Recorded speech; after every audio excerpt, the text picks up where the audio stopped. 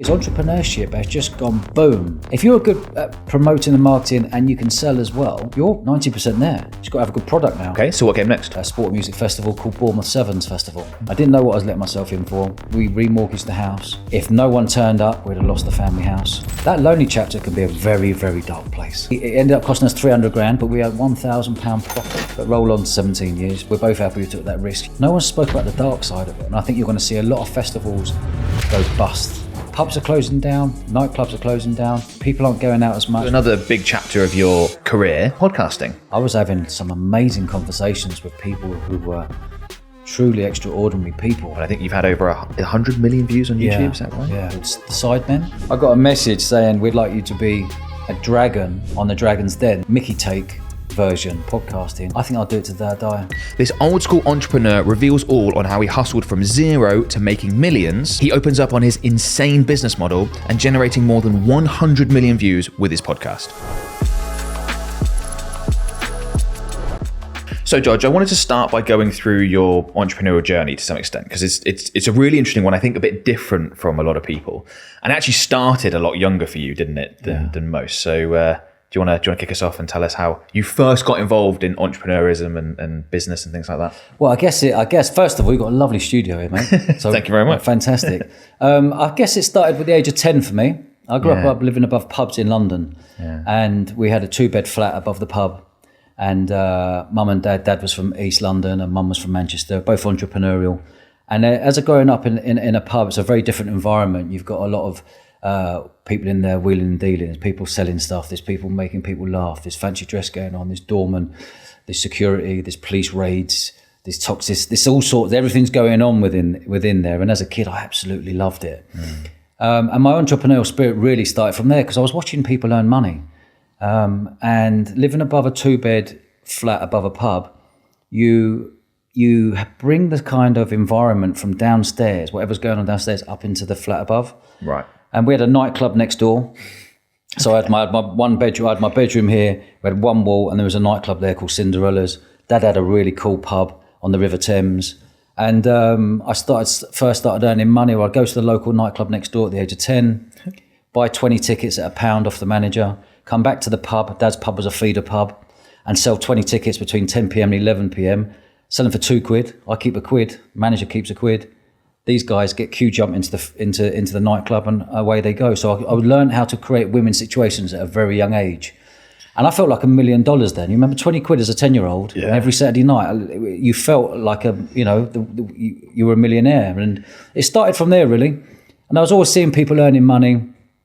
Dad was a bodybuilder back in the time, and everywhere he walked, he had his Gold's Gym tracky bottoms on, and he always had a wad in his pocket. We're talking in the 80s here, So there's lots of ways I was earning money as a kid. And at the front in the pub, there's 3 ways. And at the front of the pub, every bank holiday weekend, I'd go to cash and carry with mum and dad, and we'd buy a load of hot dogs and a load of ice creams.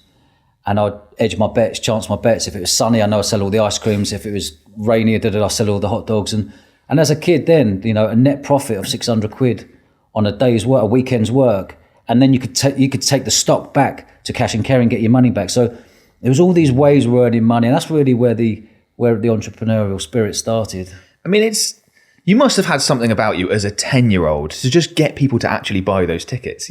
I can imagine a scenario where a 10-year-old comes up to me and it's like, oh, here's a ticket to jump the line. Yeah. You'd be like, what? Yeah. No, you're talking nonsense. Yeah. Like, that seems crazy. Yeah, well, it may seem crazy, but it's just how it was. Yeah. You were in the pub. I was in the pub the whole time. There was no sort of boundaries. I wasn't going, the kid goes to bed at 8 o'clock every night. I was up till 11, 12 o'clock every single night of the week. Just the way it was. A lot of freedom from mum and dad. And when you're in there and you've got something, then you know that they want, and they're going to buy it off you to get queue jump there's 1,000 people queue, and they're getting queue jump. And that's where it all started from, really. And I was a really curious kid, always curious, always asking questions. I was around adults the whole time. I was seeing things that kids shouldn't see. My old man my dad was the first one to bring security onto the door, and they were called bouncers back in the day. And you had to be the hardest man in the town or whatever to be there with a bomber jacket. And you were seeing stuff that 10-year-olds shouldn't see, I guess. But I absolutely loved it. I wouldn't change it for the world. But I personally, now, Ben, I wouldn't want my kid to be brought up in a pub in that environment. But you know, you got to remember above the pub as well, like Dad loved his animals. So above the pub, we had the animals we had 2 Alsatians and a Doberman. Right. We had budgies flying around. We had a cockatoo, like a bird cockatoo like this would squawk, and that was called Bubbles because we're all West Ham fans. Yeah. And then we had a pet monkey. And a pet monkey? We had a pet monkey. That can't have been legal. I don't know what it was, but we had a pet monkey. It was crazy. That sounds like chaos. It was madness. Yeah. But, you know, I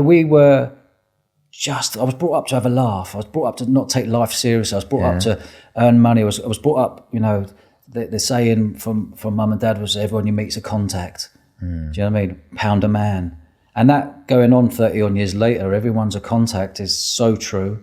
And a pound a man and creating win-win situations is so true in what we're doing all over the last sort of 3 decades. I mean, growing up with such a chaotic lifestyle as a kid, do you think that set you up well for being an entrepreneur? Because entrepreneurship is inherently very chaotic. Yeah. And I didn't have anywhere near as a chaotic child. And I sometimes think that I struggle with that psychologically, just all the moving parts and too much going on. Do you think that helped you? I guess so. Like looking back now, and then you give yourself a bit of time to reflect. I only stopped in the pandemic. I stopped having a chaotic life. No, well, probably that as well. Yeah, right. But I actually stopped in the pandemic to look back. Oh, I see. And slow down and go, God, what's the journey been like? And I guess like entrepreneurship for me, I've never been employed. I've never had a job. So for me, I love working it all out. Yeah. You know, if I've got an idea, everyone's got ideas, but very few people act upon those ideas and execute. You know, anyone can have an idea. But it's about executing that idea and taking it to market and understanding that have you got a good idea? And again, it comes back down to curiosity, asking the right questions of the right people. But yeah, I guess, back to your question, I guess it probably has helped with the upbringing that I had, to be knowing that when you're creating business, that it's going to be chaos for the first 1,000 days.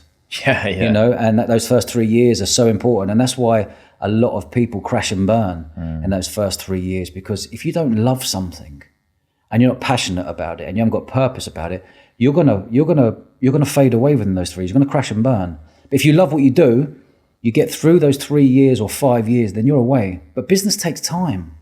Yeah. You know, there's a misconception, Ben, out there that business can be just done overnight, and you can be standing around in sports cars behind you, and all the watches and the planes and all that. It's a load of. There's a lot of people selling that vision, isn't there? There is, and that's it. That's Instagram and social media for you. But the truth of creating a business is you've got to be aggressively patient. You've got to be curious.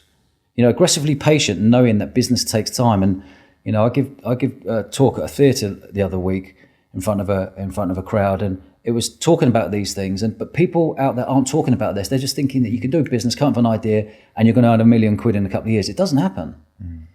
I really like that phrase, aggressively patient. Yeah. I mean, obviously it sounds like it contradicts itself, but I totally understand the logic of it. Aggressively patient, I like that. How did you get on at school? I love school, but it was all about sport for me. I wasn't very good in the classroom. I was always disruptive. I was never. Did you find it boring? I just didn't get it. Okay. I just found it hard to learn. I didn't understand, because I'm around adults the whole time. I was thinking this, I was in the real world, and I was thinking, you're teaching me algebra and physics, and you're teaching me Bunsen burn. This ain't going to come. I knew at a young age it wasn't going to help me in later life. So all I wanted to do was play sport, and that's all I did, was dreaming about playing sport and earning money at school off all the other kids there. And that's what we did, and we did that for many years until you left school at the age of 18. So whilst you're at school, you're doing all these various things to make money, selling on the tickets. You mentioned the ice creams and the hot dogs and things like that. When did it become a proper business, as it were?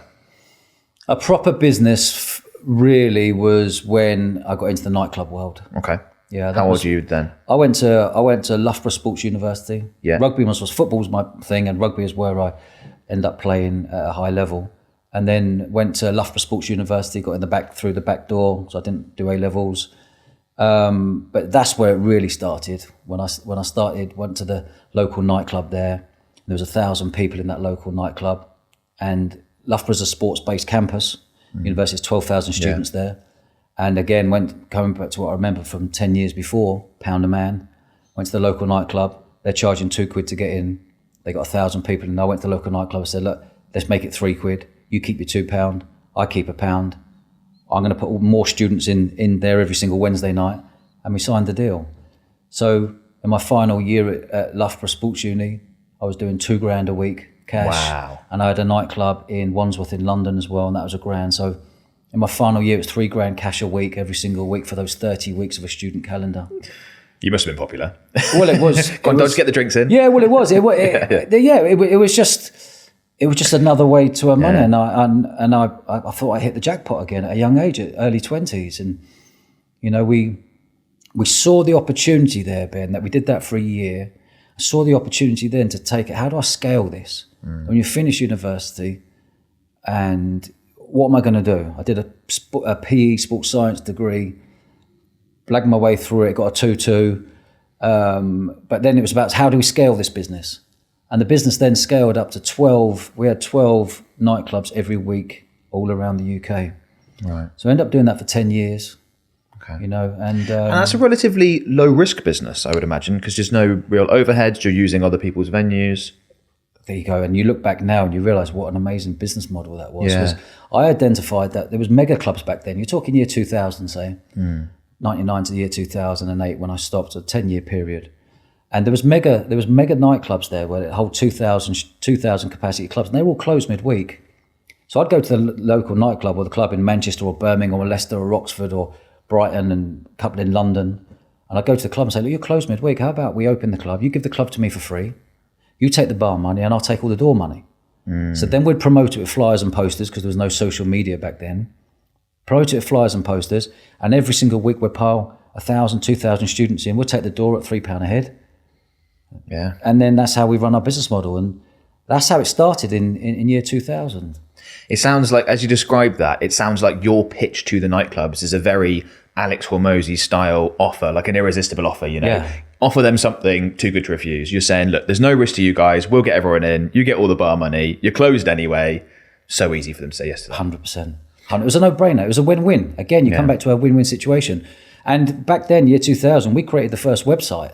We created a brand called popyourcherry.com and bubblelove.com, these student brands, and basically I took the, Pasha logo, the cherry. Oh, yeah. Yeah, we took that, we tweaked it a little bit and created popyourcherry.com. And that's what the students loved. And they would, when you're flyering and postering everywhere, you would flyer all the halls, all the doors, everyone's cars outside of nightclubs. And it was proper graft, to be on the road 3-4 nights a week before coming back down to London. But absolutely loved it. There's loads of stories in there. Yeah, I bet. When you first started selling those tickets when you're a student, that's quite commonplace now for students to sell tickets. Was that done before you did it? No, no one was doing it. You had the student unions doing it, but no one was really doing it. We were the pioneer promoters of that time, of that era. But you wouldn't pre-sell tickets because you couldn't. It was all on the door.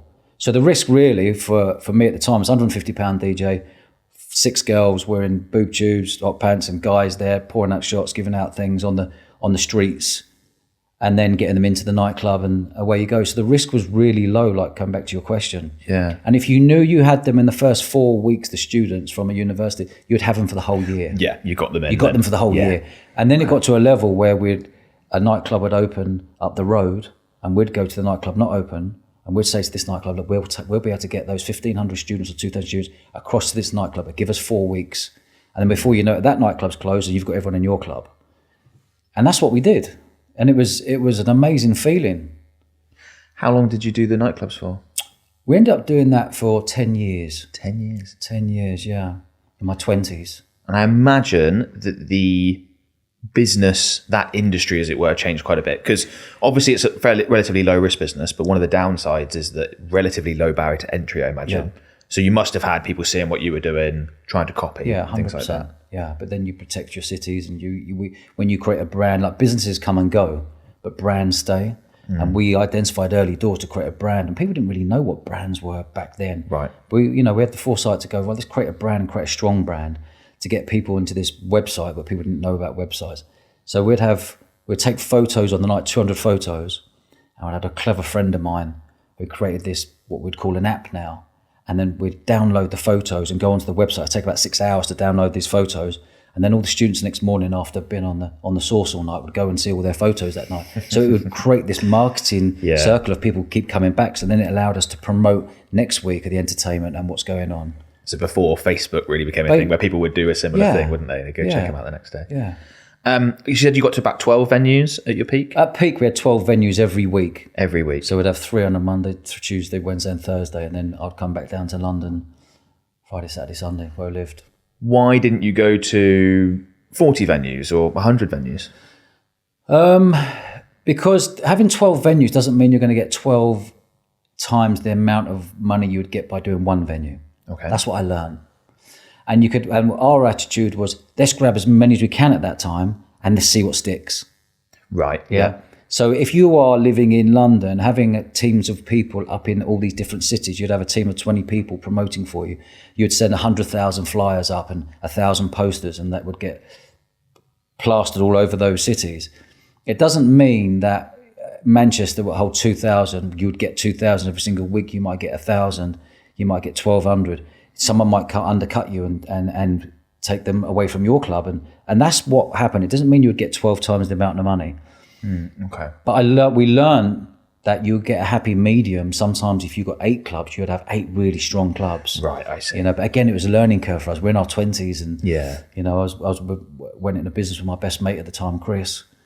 So you were being selective as opposed to just trying to get as many as you possibly could. And also trying to manage teams of 10 or 20 people in each city. Yeah, it's difficult. Just on the edge of a mobile phone. Yeah. It takes a lot. It takes a lot of managing. Okay, so I'll get back to my conversation in a second. Before I do, a couple of things I want to quickly let you know about. I own a marketing agency, and if you're a marketer, business owner watching this, there are a couple of ways in which I could potentially help you. So firstly, I have a mentorship program. So if you want to learn how to get great results with Facebook ads, Instagram ads, etc., you can go ahead and check that out. Secondly, we have an agency that runs, creates, manages, and optimizes ad campaigns for our clients. So if you're a business owner thinking, I'd love to have an agency that can get me great results, we can do that for you. Again, there'll be a link in the video description below. So if you want to click on either of those, you can go through, book a free call with one of my team members to find out more. And hopefully we get a chance to work together.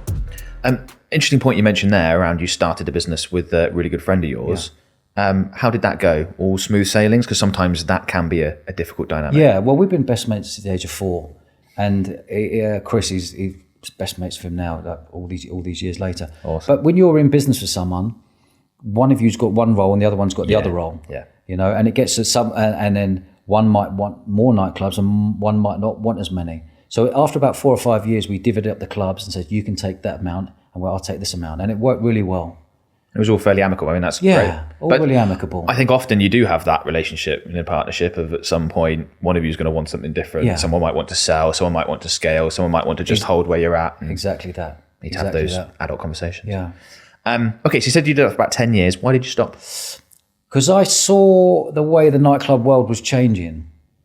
I've got a good business mind. I'm sort of like 5 moves. I was thinking 5 moves ahead of what could change. And I started seeing like the smoking ban come in. So people couldn't smoke in nightclubs. Oh, the smoking ban. Yeah, smoking ban came in. People could nightclubs. Then the late license came in, which allowed, if you don't remember back in the day, people would go out at 7 p.m. at night, drink till 10:30, and then everyone would go to a nightclub. Because the pubs and stuff were closing. Because they were closing at 11 o'clock. And that was the pattern. That pattern started to change when the late license come in. And the bars now were staying open till 2 a.m., same as the nightclubs. So they were holding 100 people, holding 70 people in all these different bars. They were putting little dance floors in there. They were putting DJs in there. And I just started to see things changing. So it was like, for me, doing 30,000 miles a year in my 20s was great, but it's getting to a point where you're like, I can't carry on, keep doing this. And also I can see that the nightclub world was gently doing that. So for me, it was about making that move and saying, right, time to jump now. And you think you did the right thing? Yeah, 1,000%, yeah. Okay, so what came next? A festival. Yeah. It came an idea. I saw a lot of music festivals around the country at the time. There's probably about 15 back then. There's 200 odd now. Really? That many? Yeah, there's lots and lots and lots right now. Proper ones. Yeah. So I saw back then you'd have Reading Festival, you'd have Leeds Festival, you'd have Glastonbury, you'd have Isle of Wight Festival, you'd have V Festival, you'd have Bestival on the Isle of Wight as well. And I saw that with my sporting background and contacts, and I knew how to throw parties in nightclubs and knew how to market and promote. I thought, why don't I create something new and create a sport and music festival, because everyone was doing music festivals. So I come up with the idea of creating a sport music festival called Bournemouth Sevens Festival. Which many people have heard of. Yeah, which many people I'm sure people watching this will have been to as well. Exactly. So Yeah, and that was great, absolutely great. But again, all the businesses that I've done over the years, I hadn't had a clue. I was coming into this one and I really didn't have a clue. Yeah. It's very different hiring a nightclub where you've got the toilets there, you've got the bar staff there, you've got the DJ booth there, you've got the security there, you've got your capacity, that you've got everything there. Then you come in and just put people in and you take the door money. When you're hiring 67 acres of land and then you realise you know nothing about marquees, showers, toilets, fencing, Wi-Fi, and then you're dealing with police, councils, licensing, fire brigade, venue hire fees. This was all new to me. And I kind of jumped in with 2 feet without realising what I was letting myself in for. So what year was that? 2008. 2008. So I imagine that the thought process is this is somewhat related to what you were doing previously. Like there's some overlap. It's an in-person thing that you're trying to bring people there. And you had this idea, as you say, for a bit of a different take on a festival. But that is much higher risk than what you were doing previously. Yeah, huge. How did that sit with you? Were you scared of that? Were you excited by it? Did you have people around you saying, you got to watch out here, this is really risky? Yeah, there's some good questions in there. All of those. Okay. All of those. It was a lot of people when I came out with the idea because no one had done it before. You had Dubai Sevens and Hong Kong Sevens, but that was just a 7 tournament in a stadium. Yeah. I wanted to create a sport and music experience where sport is played in the day. So you'd have rugby sevens. Yeah. We then introduced netball. And then over the years, we've introduced lots more sports. But back then it was, no one would buy online. So we created a website, bournemouthsevens.com. No one would buy tickets online because no one did. Everyone was scared to put their cards details in. Yeah.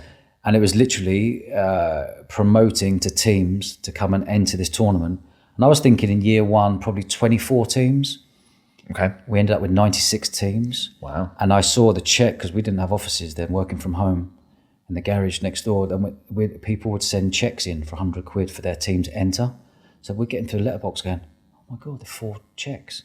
Next day, oh my God, there's 12 checks. This is working. Yeah. You know, we only had the way of promoting through flyers and posters back then. That's all you did the first year? Yeah, year one, and until one day a lovely fellow called Mark Zuckerberg landed on my lap and said all of a sudden that you can start promoting by pressing buttons now and building up groups of people, and it was the most amazing thing ever. But yeah, in year one, I didn't know what I was letting myself in for. We were 100 grand in and run out of money. Okay. 6 months prior to the first festival. Where did that 100 grand come from? Savings? Yeah, the clubs and everything else we were doing at the time. And my naivety, again, I always say to people, naivety is an absolute gift in business. An absolute gift, because if you knew what we knew now, we wouldn't have been doing what we did back then, you know. Yeah. So yeah, 100 grand in, and we had no staff. And remember, it was myself and my wife, and to have that conversation with your wife to say, look, because everyone wanted, just to put this in context, everyone wanted money up front. I was thinking, in my little brain, was to go, okay, security, showers, toilets, policing, we'll all get paid afterwards once I've got the money in. They knew I had no history, and they wanted the money up front. In case you said, sorry, I sorry, haven't got it. At the end of it, sorry, I haven't got the money. I'm skint, yeah. So I totally get it why they did that. But again, my naivety back then wasn't thinking that. I was thinking I was going to pay everyone at the end. So when you're shelling out all the deposits and your 100 grand's gone, to have that conversation with your wife sitting down in a global financial crisis in 2008. Yes, of course. There was no banks to go to. And it was literally sit down and say, our family home here, are you happy to gamble it? Wow. Yeah. And that was a really difficult conversation to have with your wife, who's a non-risk taker. Yeah, yeah. She's grew up in the beautiful hills of Wales, living a nice quiet life, and then she's married a promoter who's a risk taker. So that was a difficult conversation. But she fully backed me on it and said, so you took out another mortgage then? Yeah, so we ended up the festival year one. We remortgaged the house, and in year one, the festival cost us 300 grand to put on. So if no one turned up, we'd have lost the family house. It's literally that, because people weren't buying online. So you're waiting for people to turn up and buy the tickets on the door, which is, again, looking back, you know, I help a lot of entrepreneurs now, and I always say take calculated risks. That certainly wasn't calculated, and it was probably the biggest risk anyone could take, because if no one turned up, we had small numbers that time, you're going to lose your house, and that's not a cool thing to do when you're in a relationship. Yeah, I can't imagine having that conversation with my wife. But to be fair to her, she was fully supportive, even though, that's amazing. And my wife Fleur, if you're listening on this one, she's an amazing human being. Yeah. One, to stick by me on all this, but also to back you on something like this. Yeah. That's amazing. So, I mean, obviously you didn't lose the house, but how did that first year go? First year, it ended up costing us 300 grand, but we didn't know how much it was going to cost, because when you're putting your first event on, the security are saying, how many security do you want? 50, 70, 100? We're like, I don't know. Yeah. She said, why don't you know? I said, I don't know how many people to turn up. Yeah. Police are saying, how many police do you need? I'm like, I don't know. So it was all down to how many toilets do you need? I don't know how many portaloos we need. It was all guess and gamble. But in year one, we did 301 grand. We had £1,000 profit in year one, with all that headache, pressure, financial pressure. You've got to remember, Fleur was crying 4 or 5 nights a week for about 6 months leading up to this festival. Really? Going, what are you doing? What are we doing? Why are we taking this risk? But roll on 17 years. She's happy that we took that. We're both happy we took that risk, Yes, I imagine so. But that £1,000, just to let people know, it doesn't sound a lot of money, but Melvin Benn, who owns some of the biggest festivals in the UK, in his 60s, he is like the king of festivals, or one of them. He came down and said to me, Dodge, do not change a thing. He said it takes 7 years for a music festival to break even. You've got a sport and music festival, and you've earned £1,000 in year one. Yeah. Do not change a thing. I was like, wow, we're onto something. So then we roll on to year two, which was even more pressure. That must have been an amazing piece of advice, to know that you're on the right track. That was the best bit of advice. That one sentence. Yeah. That you're on the right track. Because I wouldn't have known it takes music festivals 7 years just to break even. I wouldn't have known that. But he came down to want us to come and see it, because he saw it everywhere. It's been promoted everywhere. Yeah. And because it got promoted everywhere, we had a letter one day from Warner Brothers, who owned the brand Superman. Right. And it was in year one when we had Warner Brothers send us a solicitor's letter saying that we're using the Superman logo. Okay, were you? But basically, I basically got the Superman logo and tweaked it slightly, because I was thinking in my head, if I can tweak this logo slightly and change the Superman logo and then change it to a 7 in the same font and have Bournemouth at the top and Bournemouth 7s and change that font, we can hopefully get away with this. And brand association, where people are seeing these flyers and posters everywhere, seeing like the Superman logo, but it was tweaked into a 7s logo. Yeah. But then I got a letter one day. Resonate. Yeah. I came home one day, Ben, and I remember looking on the floor going, oh my God. I picked up this letter, and it was really heavy, and there's a big stamp on the corner. It just went Warner Brothers. I went, oh shit. That's not good. That's not cool. Opened it up, and it was a lawyer going on there saying, we're going to sue you. So, but I was really happy that, because I knew I was taking that gamble, and I was happy that they got lawyers out there obviously looking for stuff like this. Okay. And I was happy they had actually found it again. And I remember the lawyer took my way out of it. I said, I'm so sorry. He said he wanted all the flyers burnt, all the posters burnt. Right. Had to prove it. And at the end of it, he went, fair play to you. For us to find this, you're obviously doing a good job. Because you're promoting well enough. Promoting well enough, came across yeah. It. Yeah, gotcha. So, yeah, there was a bit of hairy moment there, but there was lots of hairy moments. And that was year one? That was year one. Wow. Yeah. I guess, I think anyone who's been in business for a long time somewhat gets used to the idea that there's going to be legal issues that come up, and there's going to be disputes, and the first time it happens, it's terrifying. And against the biggest brand in the world. Unlike some letters you get saying we'll sue, they probably would have. Yeah. Unlike some people that can happen and that won't take place. Do you think without that piece of advice saying don't change anything, do you think you would have carried on anyway? I would have 100% carried on, because I was all chips in. Okay. But what I didn't realise, again, my naivety again, I was thinking, I'm going to get that money, be able to pay back the more. But then you realise you're into year two. You're starting again. As soon as you finish that first festival, you've only got 1,000 extra. You've only got, So then the year two cost us 450 grand. Wow. So I had to get more people through the doors to pay for that 450. So you're constantly thinking, I need more tickets sold to pay for better showers, better toilets, more entertainment, more acts, more DJs, more PAs, more of everything to make it a better experience. But what I did know in year one, people absolutely loved it. Which is the most important thing. And it was we're very good at creating experiences and very good at creating good music and good vibe. And that's what we've done over the last coming into our 17th year now. 17th year. Yeah. Wow. How many years was it before you were not having to fund it yourself, before it was nicely profitable? Wow. It was profitable every year. Yeah.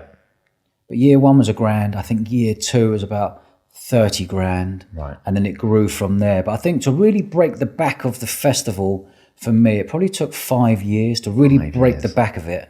And that's living and breathing it 24/7. But along that journey, there's so many different stories of, things that have happened over that weekend or in the lead up to it. And there's lots of moving parts. You got to remember that the risk of working 362 days a year to earn all your money in just 3 days. Yeah. All your money in 3 days with maybe 7 different revenue streams, from tickets to camping and glamping to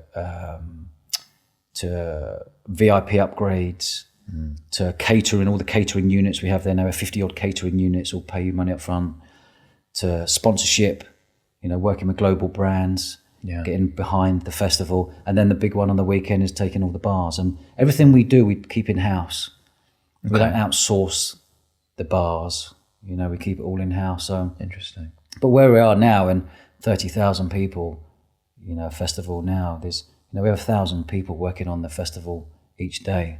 It's turned into a beast. Yeah, that's a huge amount of moving parts, as you say, a lot of pressure on those 3 days. Yeah. And are there things like, does the weather impact how well it does?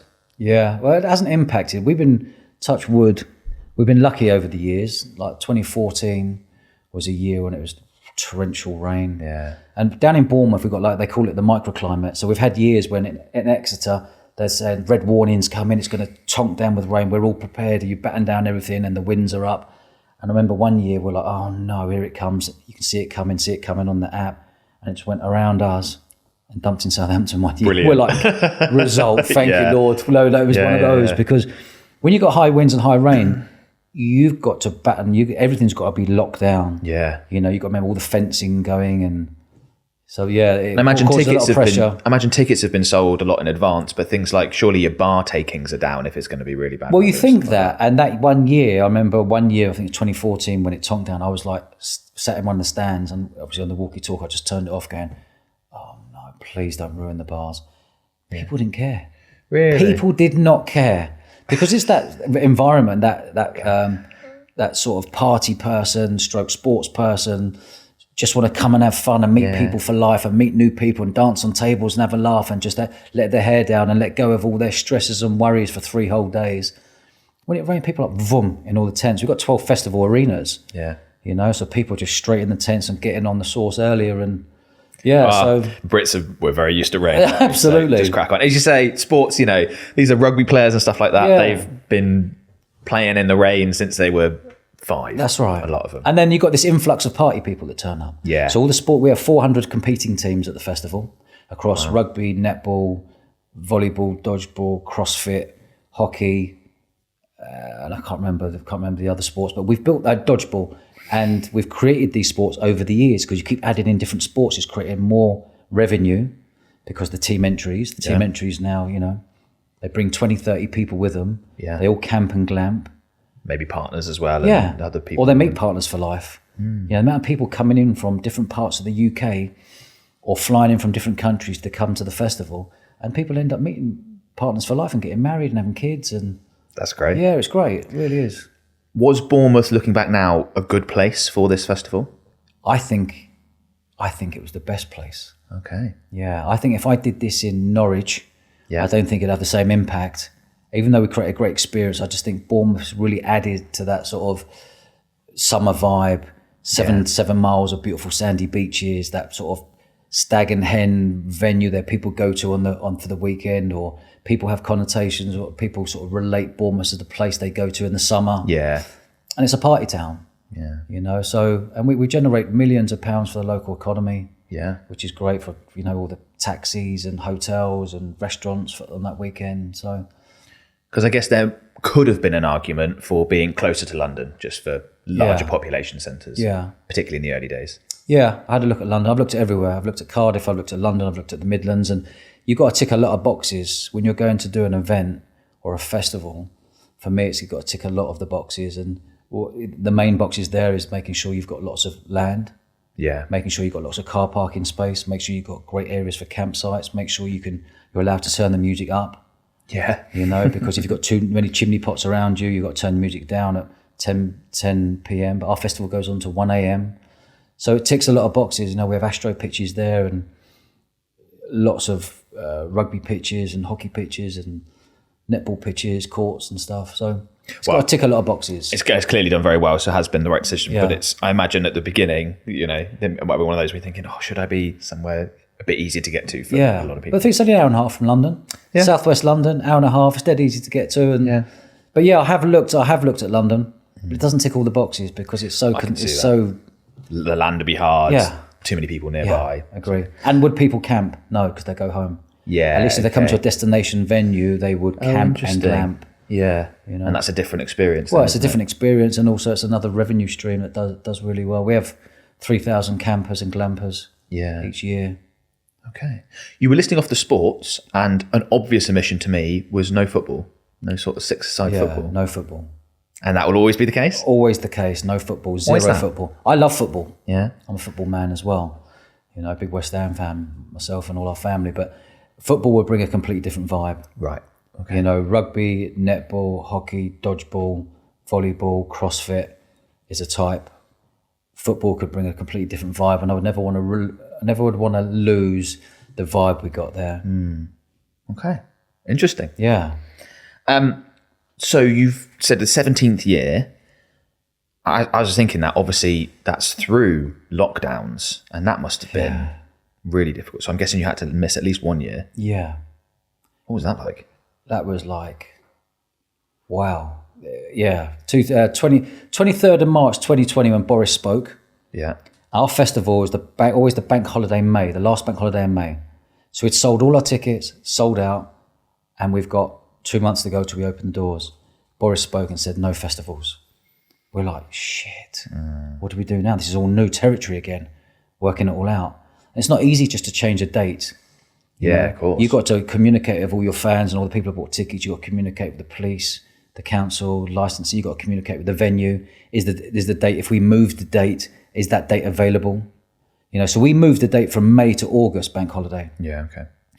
And we got so much support from everyone who came with us. It was 80% of people moved their tickets to August.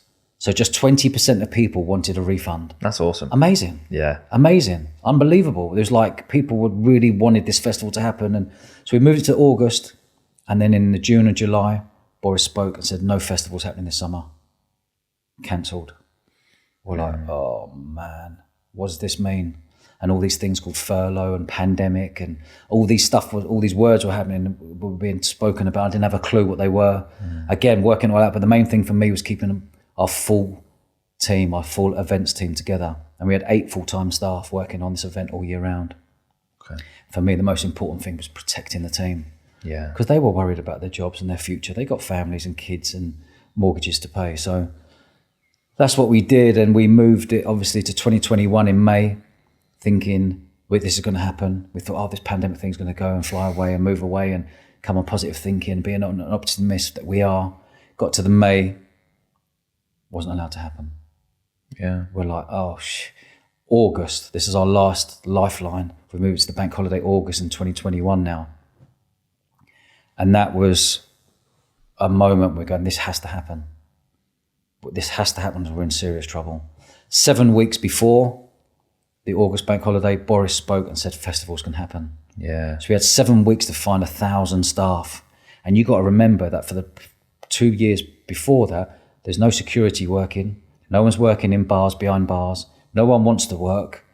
So we were literally trying to get as many people to work that festival as possible. And we ended up putting on the 2021 festival.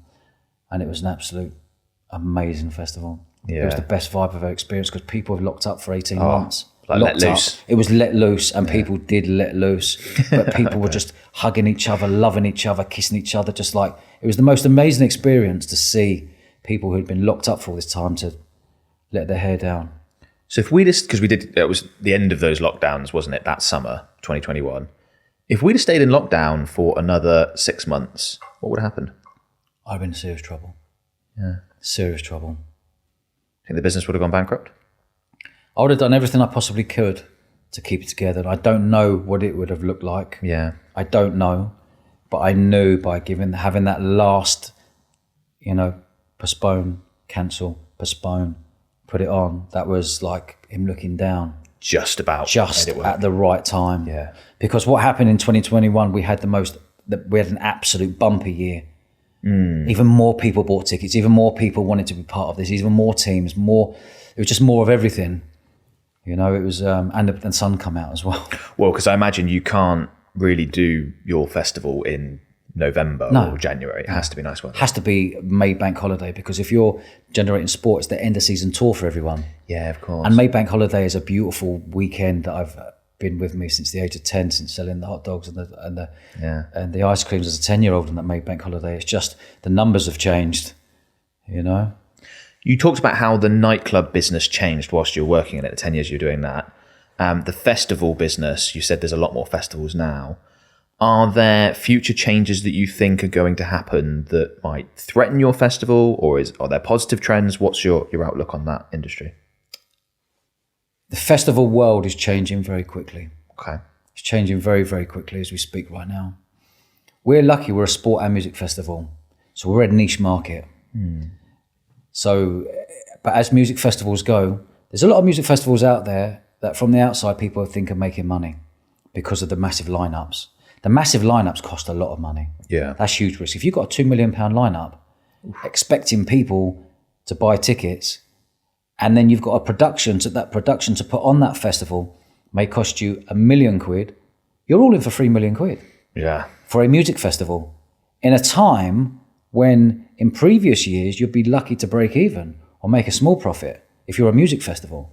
The times we're in now, times have changed big time. These last 6 months, year has changed a hell of a lot. And I think recent a time frame. Recent time frame. And I think you're going to see a lot of festivals go bust this summer. Oh, really? Yeah, I think so. There's a lot of festivals at the moment. Recording this now, we're in May.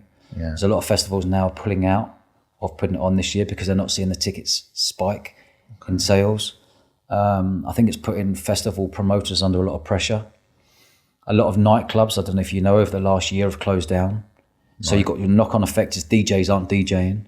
A lot of live music venues have been closing down, so you can't get these comedians and people who want to practice their stuff in these venues are closed down. Is that because there's less demand? There's a huge amount of less demand because people aren't going out. They're just more happy to just watch Netflix at home. Well, if you've got to remember, the 18 to 25-year-olds are your core audience at most festivals. Yes. They're not partying like we all used to party. Yeah. Well, like we used to party in the 90s and noughties and in the 10s. We know how to party. This new breed are coming in are more Instagram photos, more coffee shops, more going to a restaurant and meeting people for a glass of wine and a beer. That's their lifestyle, or going to the gym. So the lifestyle thing is changing, and you've got to remember your core audience at most festivals are the 18 to 25-year-old. And if they're choosing not to go out because they were caught in a pandemic for 2-3 years, they don't know how to party. No, yeah. If you were 18 in 2020, you hit lost that window. Out. You've lost out on you. So as promoters, you lost out on a 2-3 year period of promoting to the Gen Zs, what they call them, anyone under 24. So the landscape in the UK is massively changing. Pubs are closing down, nightclubs are closing down, late licensed venues, people aren't going out as much, but people are saving up now to go to special occasions, an Ibiza, all-day pool party, going off to Mallorca, going wherever they choose to go, going off to a festival and saying we're saving up for this experience. But we're blessed in having a sport and music festival. Imagine that means your demographic's older than that 18-25. No, our demographic can be older because of all the teams. Yeah. If you're a team, say That's you what I'm went to, imagining. I don't know, Manchester Uni 10 years ago, you're getting 20 of your mates and going, right, we're going on tour down to Bournemouth for the weekend for a jolly. Okay. Getting on the beers, having a laugh, fancy dress, fun, DJs. We've got 100 DJs and lots of good acts. Like we've got Rudimental headlining this year. You're going to go away with 20 lads, or netball girls are going to go away with a group of 30 girls and create an experience for that weekend down in Bournemouth. So that's how we differentiate ourselves, and that's our niche market. And then you've got this influx of party people who join at 3 o'clock in the afternoon. All sport that gets played between 9 a.m. and 6 p.m. Yeah. And then the party crowd all turn up on top. For 20,000 people turn up on top. Yeah, that's interesting. I imagine that demographic of the people that are playing sport in that age group are the ones that party more. I mean, I remember I played rugby at university, for example, and like it's well known that the rugby guys at uni are going to be the guys partying more than just about anyone else, aren't they? So yeah. What uni were you at? At Bath. Oh, you went to Bath, did you? Yeah, but I didn't make it to the end. Did you not? Yeah, I got 2 years in doing a business degree, and I always had businesses on the side. Yeah. And then I was like, I don't think they're training me to have my own business. Yeah. I think they're training me to go work in a big corporate, 100%. and I don't want to do that. So 100%. And I walked totally away. agree with you on that. I'm a big believer that I believe the university is a con. Yeah. I really do. Unless you're doing a law degree, or unless you're becoming a vet or medicine or anything like that. But I think there's like 2,000 degrees out there with an ology or something, that most students are leaving university with £50,000 worth of debt around their neck that they have to pay each month until the age of 65 years old. And, you know, as an employer, like when I employ people, I don't care whether you've got a uni degree or not. It doesn't mean anything to me. It really doesn't. Are you a good person? Are you clued up? Are you on the ball? Are you sharp? Are you kind? Are you a good communicator? I can teach you all the rest, you know? So that uni thing at the moment, again, I think people are starting to realise, like parents like us are saying, you don't need to go to uni. Yeah. You know, you've got to get out there and you've got to go and do an online course. You can learn more on YouTube rather than getting yourself into debt. Because that debt is not leaving you. You know, you're paying that debt monthly, maybe 200 quid a month. That 200 quid a month might be your spending money you'd normally have some fun with. But now you can't afford to do it because you're paying off your student loan. Or anyone who has employees and has done a payroll run, you see how much of it is Absolutely. student loan. I see it Through each employee, you're like, okay, yeah. Agree. Everyone's paying these student loans But back. again, you talk about that being like, you do a business degree. These people are just reading from books written 20 years ago. Yeah, at all, yeah. As an 18 to 21-year-old, you don't know whether they are got a business mind or not, or they're just being paid to be there to be a lecturer. Yeah, and that's what I was doing at the time. I had my business on the side, so I was looking at Google Ads courses, and I'd buy a course for 200 quid, and I've gone through this course over the last 2 weeks, and I've got a skill now that I can use, and I can offer that as a service to people. And then I'm doing all this time in lectures, and this doesn't feel practical. But great move from you though to identify that Google AdWords, or Google Ads, brilliant. Google pay per click, amazing. You know that you can go to a client and say, put £1,000 into this, and I'll generate £4,000 for you. Yeah, put 10 grand into it, 40 grand. Like the sum just go up. It can scale quite quickly.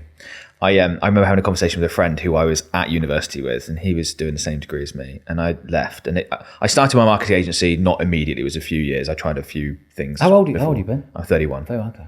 And I started a few things before that. I tried a few things, didn't work out. Started my marketing agency. I remember this friend of mine said, "Yeah, but surely no clients are going to work with you because you don't have a degree." And I remember he said that, and I just thought, it was like, what?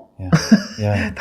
That's not going to be. No one has ever. We've worked with over 1,000 clients. No one has ever asked for any sort of qualification around any of this. I think a lot of kids these days are probably under pressure to go to university, because when you're at school, the teachers at school go, "You must go uni. You must go to uni. You must go to uni." So it's drilled into them. I've got 16 full-time staff.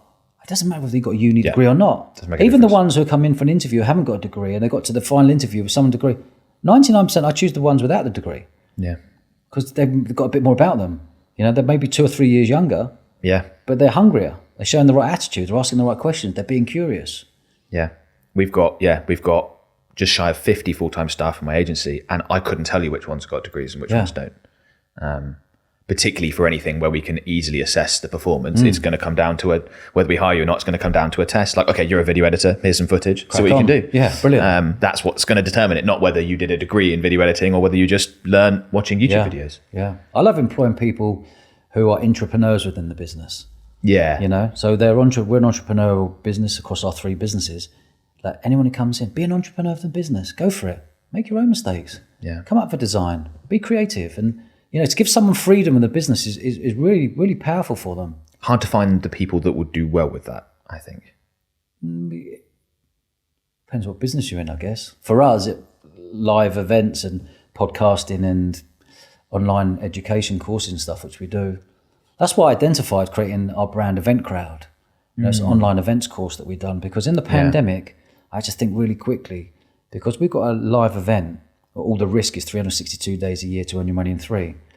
I identified in the events industry that 200,000 people were leaving because the events industry went like that. As in people working within the industry? Because all the events were being locked down, closed down, like bars, clubs, festival, everything with events, weddings. People were leaving the events industry and going working in a bank or an estate agent or whatever. That's when I thought, I can create an online events course here where you don't have to go and do a degree. You can do this course in 3 months and it'll qualify you to get a job, and I can open up all the doors you want to get a job in the events industry when it comes back again. Yeah. And that's what we've done. And I brought 40 of the world's leading industry experts in, from Glastonbury from Chelsea Football Club to London Fashion Week to the Olympics, to record their talk like masterclass. Yeah. So anyone can go on and do specific to events. Fab. And there was enough interest, because I imagine there were lots of people looking to move into other industries. I mean, we had it as a marketing agency that operates, we have like an office with in-house staff and everything. But at the time, during the pandemic, we were fully remote and we had we were putting out job adverts and the applications were crazy. I remember we put out one job advert. I think we have over 30,000 applicants, because the whole of the UK. And it was people, they were looking at digital marketing as, I can do this at home, so I can do this right now. But there were enough people then actually going, no, once this is back and a thing, I want to work in the event space. Yeah, definitely. Because in my opinion, it's the most exciting industry in the world. You're meeting people new, you're meeting people with the same mindset. You're not stuck behind a desk 8 hours a day. There's moving parts. You can get involved in marketing, get involved with promoting, and get involved with operations, and get involved with sales. And you're learning. You can do a lot of traveling. And the events industry for me is the most exciting. I may be a little bit biased because that's my world and the last 25 years. I imagine for you, the buzz of those 3 days is incredible. The best. Yeah. If I could bottle that, I think you could sell a lot. You could sell it for a lot of money. The feeling of, especially when you think to year one, all these people, you don't know who's going to turn up, and all of a sudden hundreds of taxis and coaches are turning up, and you're going, they're going to be buying on the door, paying money on the door. But how it's grown over the years due to digital marketing now, and everyone buying online and buying on apps and buying the tickets and upgrades. I've gone through that era of old school marketing and promoting to now the whole digital marketing era. But seeing people walk in, and at our festival you get a lot of repeat business. So you see people bringing new friends. They're going, they've moved the big top dance tent. They've moved that. Last year it was like this, and last year, and they're kind of showing off to their mates to say that they know that I've been here 7 years, and people talk a lot saying I've done 7 years in a row, or 12 years in a row, or 6 years in a row.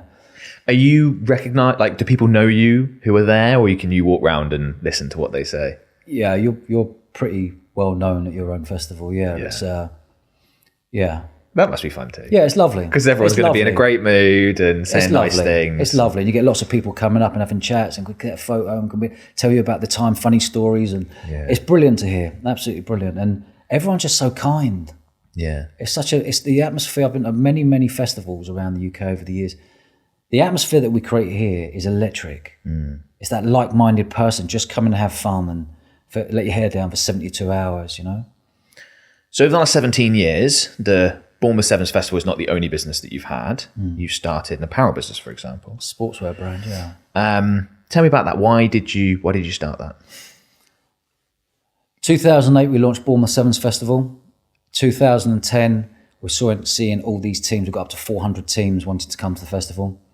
We're thinking, how can we leverage our current business that we get these teams to buy kit? So they turn up, all their teams now are looking super smart with their own design. So shirt, short, socks, hoodie, zip-up tracksuits, And we realised there's 400 teams, and we're thinking, well, how can we upsell to these guys? Yeah. So we created a sportswear brand called Viper 10 Sportswear. Again, didn't have a clue what we're doing. Totally new. There's a theme going on here, isn't there? Not having a clue what we're doing, but again, just going for it, and it cost a lot more than we thought. I was dealing with factories in China, Turkey, India, Pakistan. And for me, it was the wanting to beat the industry mold. There was big brands out there, your Canterbury's, your Adidas's. There's other big brands out there, your Kukris, were getting all their kit from made in China. Yep. I wanted to beat the industry mold and know that if you're a group of 30 lads and you're going, I want shirt, short, socks, hoodie, zipped hoodie, the other brands will say to it, will be landed on your door in 3 months. I'm really looking in, I'm thinking, 3 months? I don't want to wait 3 months. Anyway, tested all these factories and found a factory in Lithuania. 4 weeks landed on your door. So then that was a USP for us. Yeah. You know, it was like, wow, a selling point for us is that we can go to all these teams and say, instead of saying 12 weeks, we can do it in 4 weeks. So we created this website, and viper10.com, a beautiful website. We looked at every website from Puma, Adidas, Nike, went on to all the American sites, the American football sites, and we created bits of everything to create this site. And I don't know if you remember a part of Nike website called Nike ID, where you can design your own trainers online. Yeah. All your own colours, swooshes, laces. And I'm thinking, how can I do that for team kits, for netball and rugby team kits? So I got this real clever lad who's amazing at this sort of stuff. I said, can you design me something where people can design their own kits online and put all the colours in and da-da-da-da. So he designed this amazing app. We added that to our website, and all of a sudden, our website getting copious amounts of hits on the site where people are having fun designing their own kit. And I guess they're telling mates and teammates, aren't they? Take a look, design it tonight, we'll all design it together. So then they would design the most amazing kits with colours and what have you. Then they put the name, email, mobile, and then before they press submit, it says, do you want to find out the price for all of this? And they go, yeah. So we got the name, email, mobile, straight away the next morning, phone, design them even better stuff, get the deal over the line, away we went. Better kit, better quality, only 4 weeks instead of 12 weeks. And that was the key for us, because all our competitors were having salespeople on the road. So if you're paying someone, a salesperson on the road, 30 grand, plus petrol, plus mobile phone, plus the risk of everything else. Yeah. We did it all online, everything online. Okay. So then it grew, this business, that we're then going to universities. You started with the people that are going to your festival. We're going to the and then festival, so expanded out. anyone played rugby and netball. So this company grew really quickly in Dubai, Australia, New Zealand and England. All the rugby playing places. and net playing Yeah. places. So we're like, wow. So then we grew the business, and we took the business to a whole new level where we're going to universities. And universities say, well, it's a 200 grand deal here. We want 1,000 tracksuits, all in our colours, all embroidered up.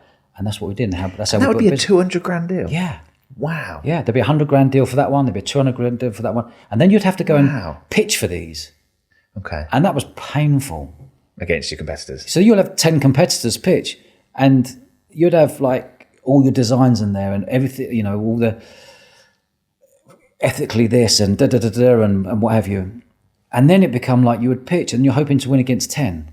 And you get to the final two, and you finally win this pitch. Then you go to another pitch at maybe Bath Uni, and you get to the final two and you lose this pitch.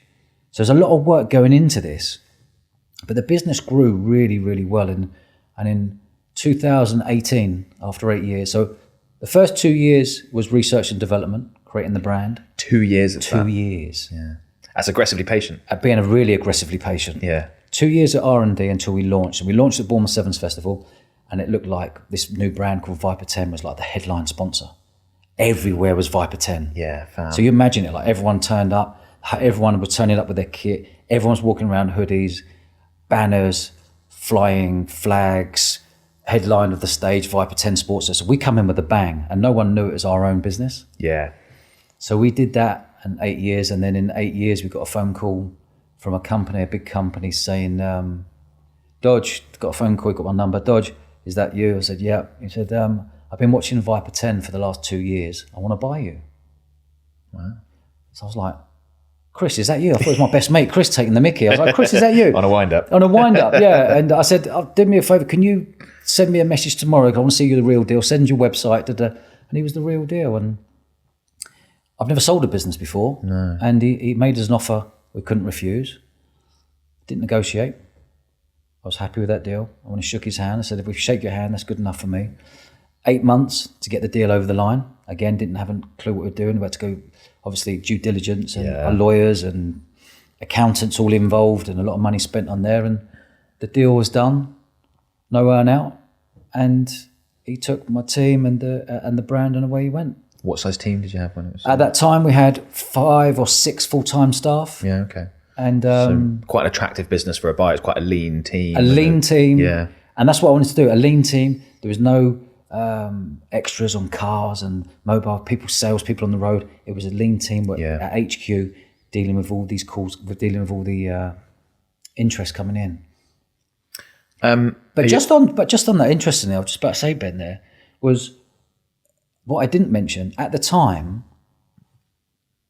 It was about ambassadors, and in 20 that was the key to your marketing. Yeah, it was the key. Yeah, and I think it's a really important message here, because when we launched in 2012, we launched with Lewis Moody, who at the time was the England captain of rugby, World Cup winner. One of my best mates helped as well, and he was with Nike for years. He left Nike and come on board with us. Okay. So he was the rugby ambassador. We also got Pamela Cookie, who was the England captain netballer at the time. She come on board as an ambassador. So all of a sudden you've got these ambassadors on board and you're creating great content on the socials. It raised the profile really quickly. How did you get Lewis Moody? Obviously you've got a personal connection, but I can't imagine you were able to pay at that point what Nike would. No. So did he have a piece of the company? Yeah, I gave him a share of the company. Yeah, okay. We paid him a monthly retainer, Right. which wasn't tons, but it was enough, for us to do that. We're a startup business, He totally bought into where we're going and what we're doing. And he was amazing. The amount of exposure he got for the brand, because remember, he just was the captain of the World Cup in 2011 in New Zealand. Right. Was a British Lion, Yeah. won the World Cup with England. So he was now starting to commentate. So at half-time at Twickenham, there'd be 5, 6, 7 million people watching on BBC. Yeah. They were like, no branding, Lewis, no branding. He's like, okay, no branding, don't worry. 3, 2, 1, he'd grab his jacket, Viper 10 across the badge there. We're like, Good lad. yes, get in there, mate. Well done. Yeah, well, it's a smart move of giving someone a piece of the pie. Yeah. And then he's incentivized to do get it stuff everywhere. like that. And he was on front of magazines wearing Viper 10. He was doing everything with Viper 10 on. It was we had a lot of fun with that business. When you were promoting it on the marketing side of things, you mentioned around your socials. Was that paid, organic, bit of both? A bit of both. We try to stay lean as possible. Yeah, okay. Because we knew we had great exposure across the socials and everything, and with the celebs on, we didn't really want to go down paid advertising. We tested the water with it. Yeah. Did it really work? Didn't really need it because our audience was universities. We can contact the unis. Our audience were clubs. And if they're 200 grand deals as well, it's well worth the manual outreach. That's right. That's right.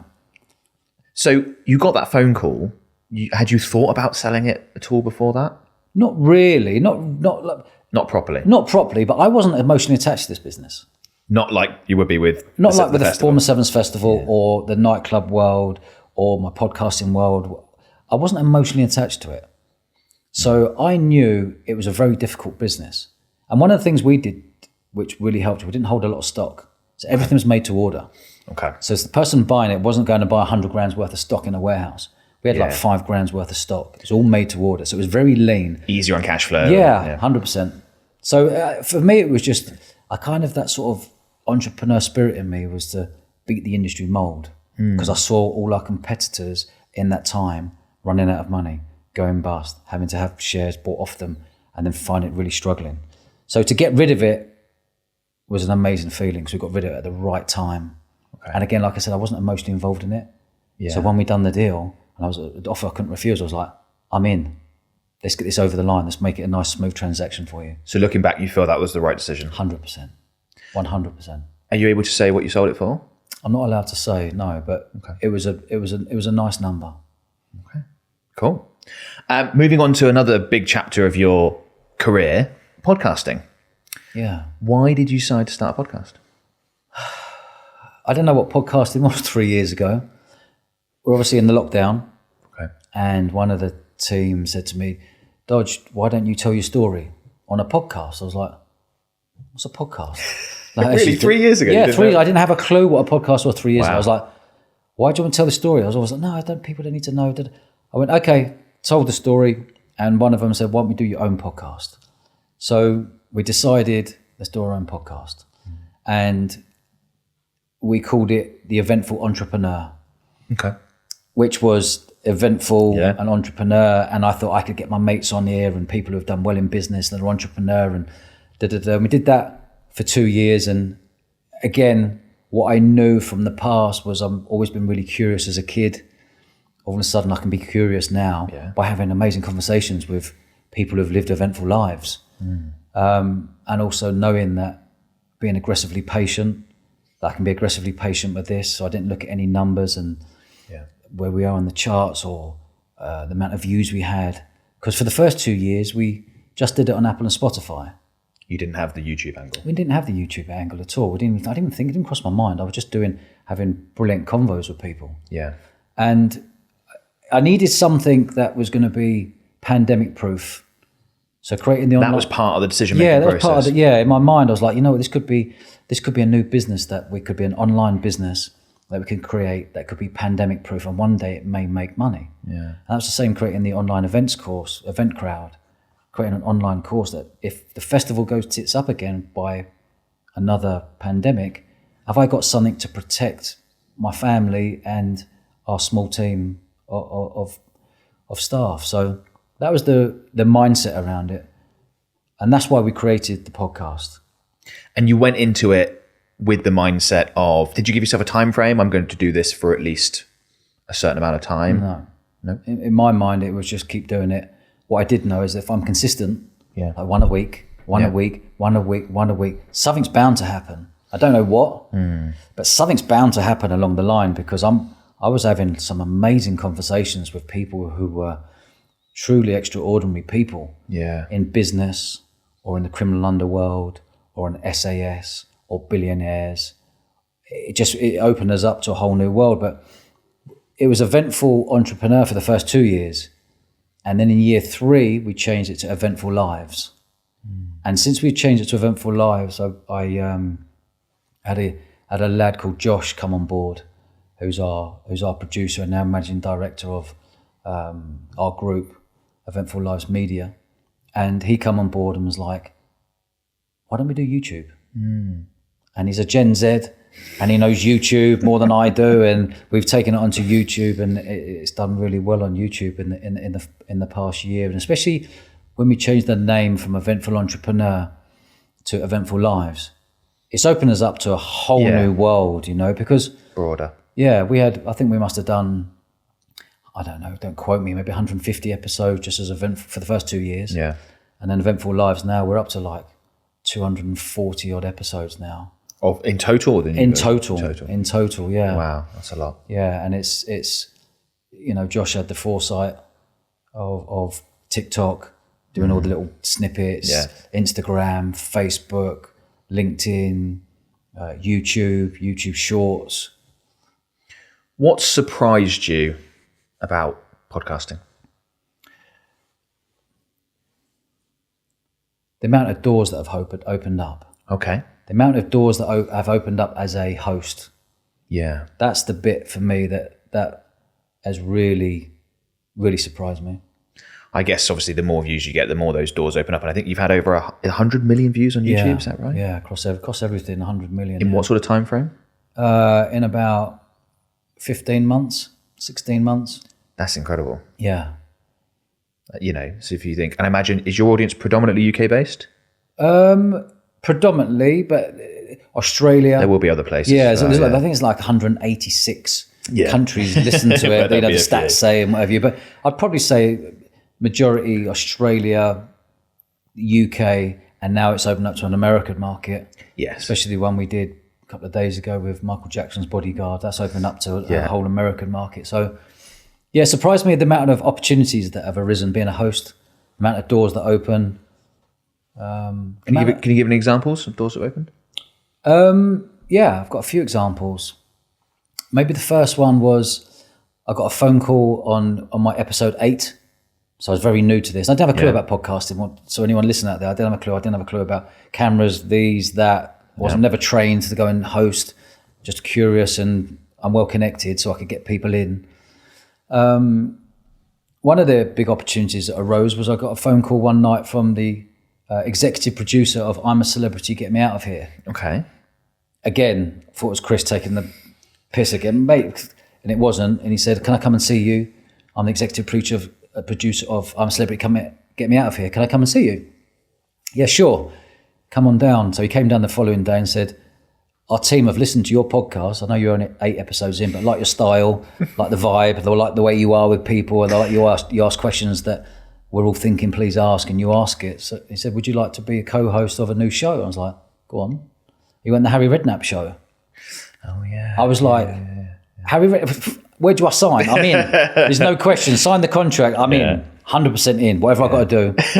So there's one opportunity that opened, amazing. And that was an amazing experience. Me, Harry, sitting around a desk the first day. Me, Harry, Piers Morgan. Like Harry hasn't got a clue. First day. And you've only done 8 episodes as well. Like, they're crazy. These are the sort of things that have happened. Like Harry hasn't got a clue about interviewing because he's always been interviewed. Because Harry's an A-list himself. He's always getting interviewed. He's always the other way. He's always the other way. So we were kicking each other under the table like young kids. You know, he's a hero of mine as well as a West Ham manager and a player, and friends with his sons and stuff. So it was it worked really well. The vibe between us. So there's me, Harry, Piers Morgan, and he was a lovely guy, by the way. Yeah, I've got to say, like I don't judge people, and I know people. I think he's black or white, or you know, he can be a bit Marmite. He can be a bit Marmite, but lovely bloke, great stories.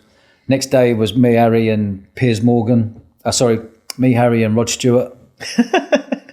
Like you couldn't have written this. Yeah, you pinch yourself. Then the next one was Frank Lampard, and then Jamie Redknapp, and Ramesh Ranganathan, and Sam Allardyce. It was great. It was a really good experience, and absolutely loved it.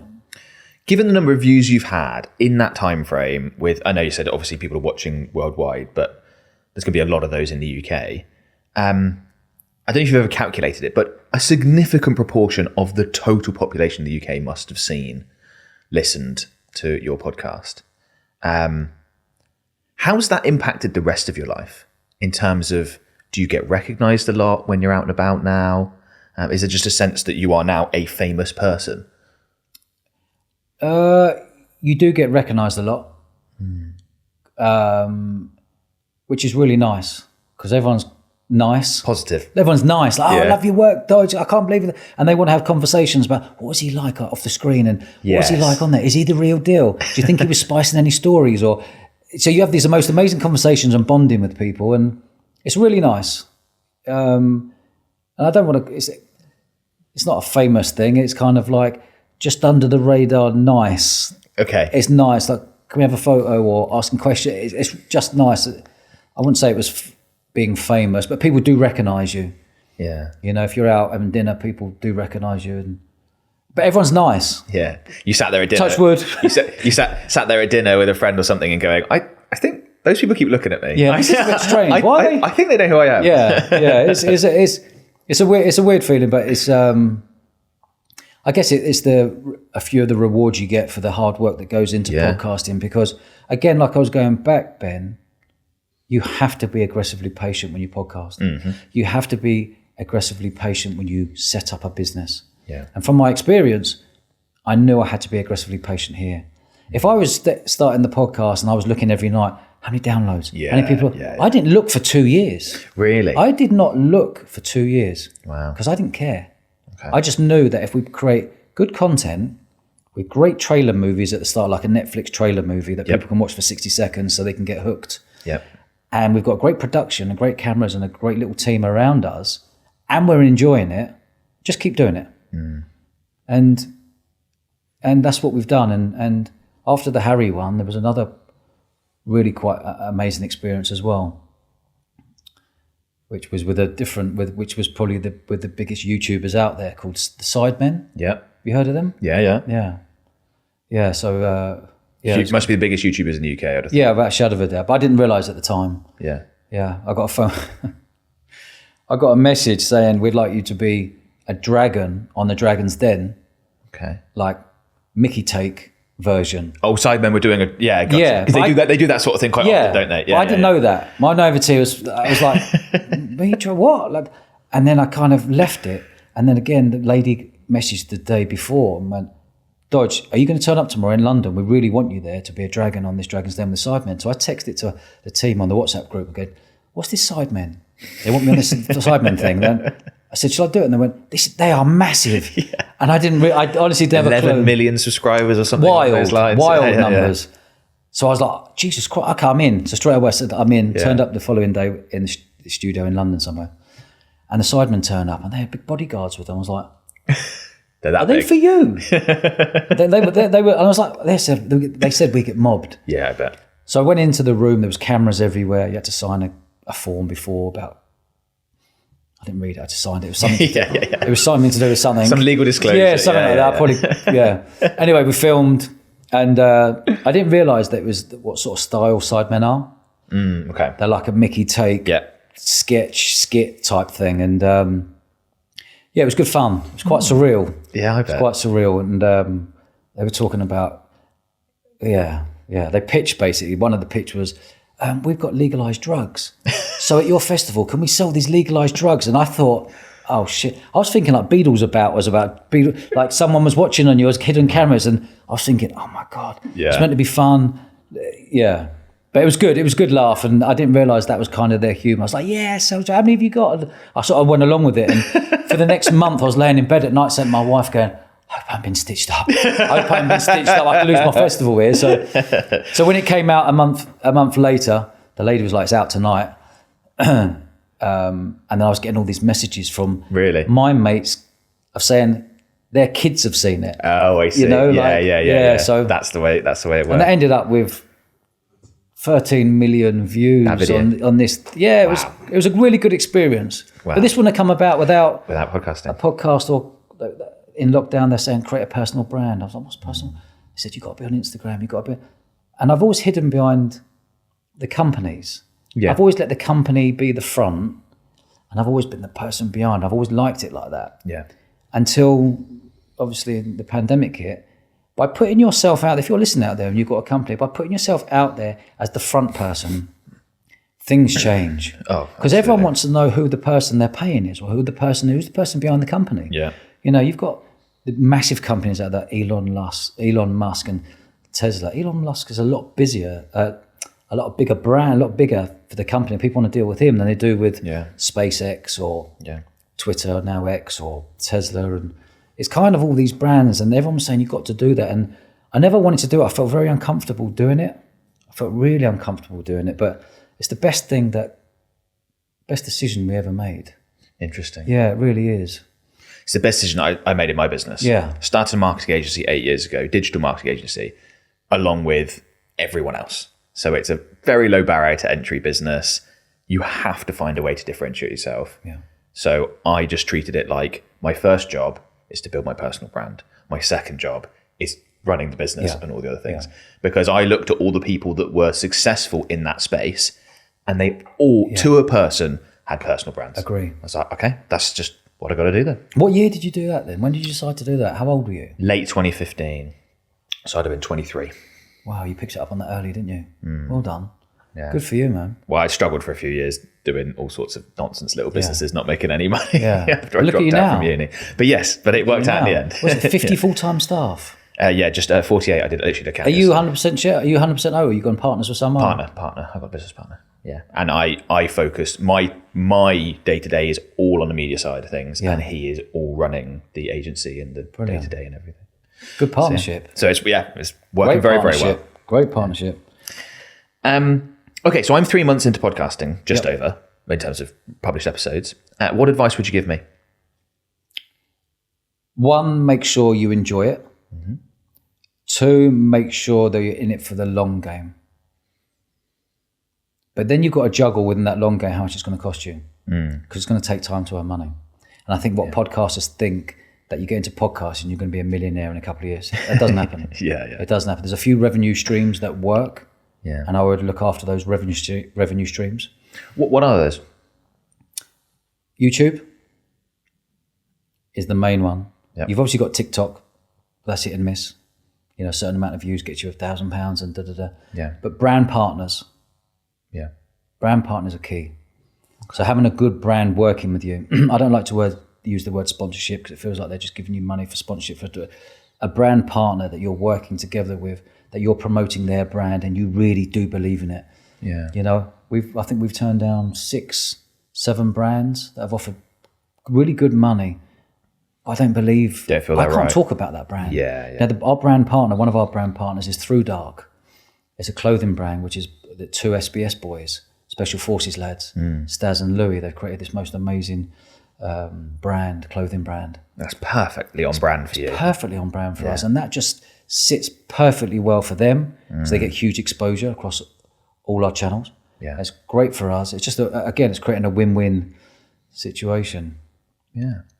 What mistakes do you think people typically make when it comes to podcasting? What are the typical ones you see? They give up too quickly.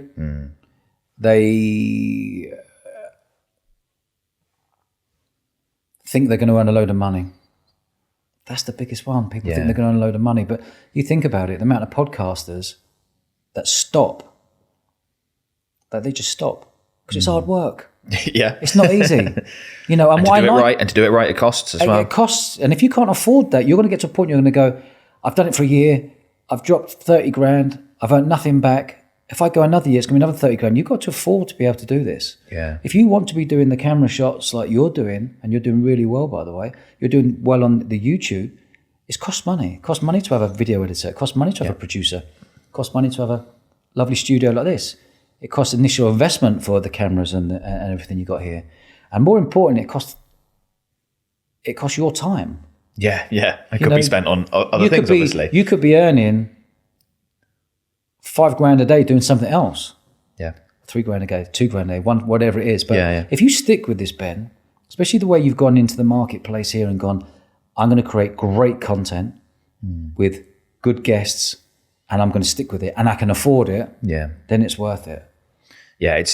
I'm aware that I am in a huge competitive advantage of someone else starting, and I have this successful business that can fund it. There's no need for it to generate money anytime soon. Yeah. And also, I've been making content for 8 years. Yeah. So I've got a YouTube channel with 260 something thousand subscribers. Oh, yeah. So you get the game. Yeah. You're prime for this. Is perfect for you.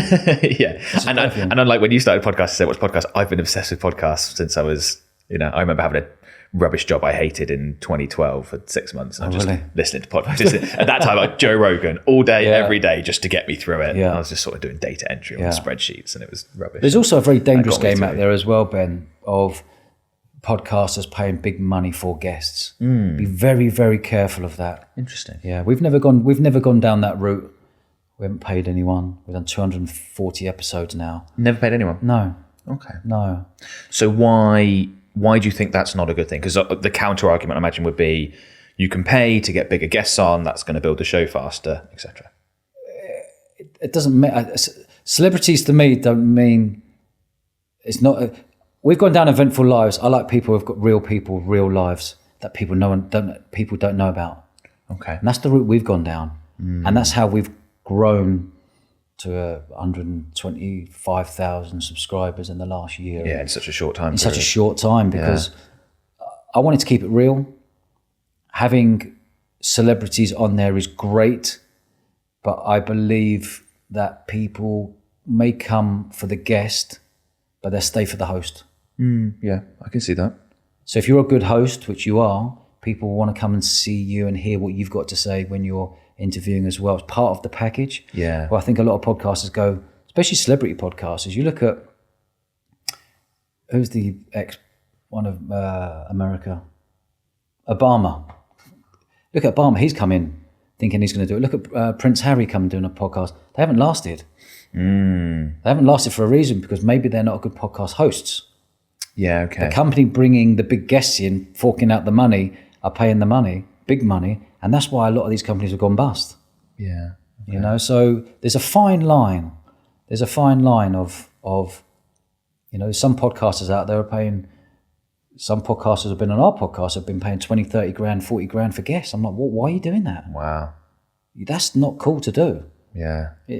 For a guest that some guests may only got 10,000 views. You're not earning anything from YouTube from that. Yeah. There's no point. And if you are a podcaster who wants to invest in guests, just be cute with your money. Yeah, be smart with it. Be smart with it, and I think that there's a fine balance there, because if YouTube paid you, for example, say if I got, I don't know, Prince Harry on, and he wanted 100 grand, you're not going to get that money back. No way. You're not going to get that money back. No way. Well, YouTube, you're not going to get any of that money back.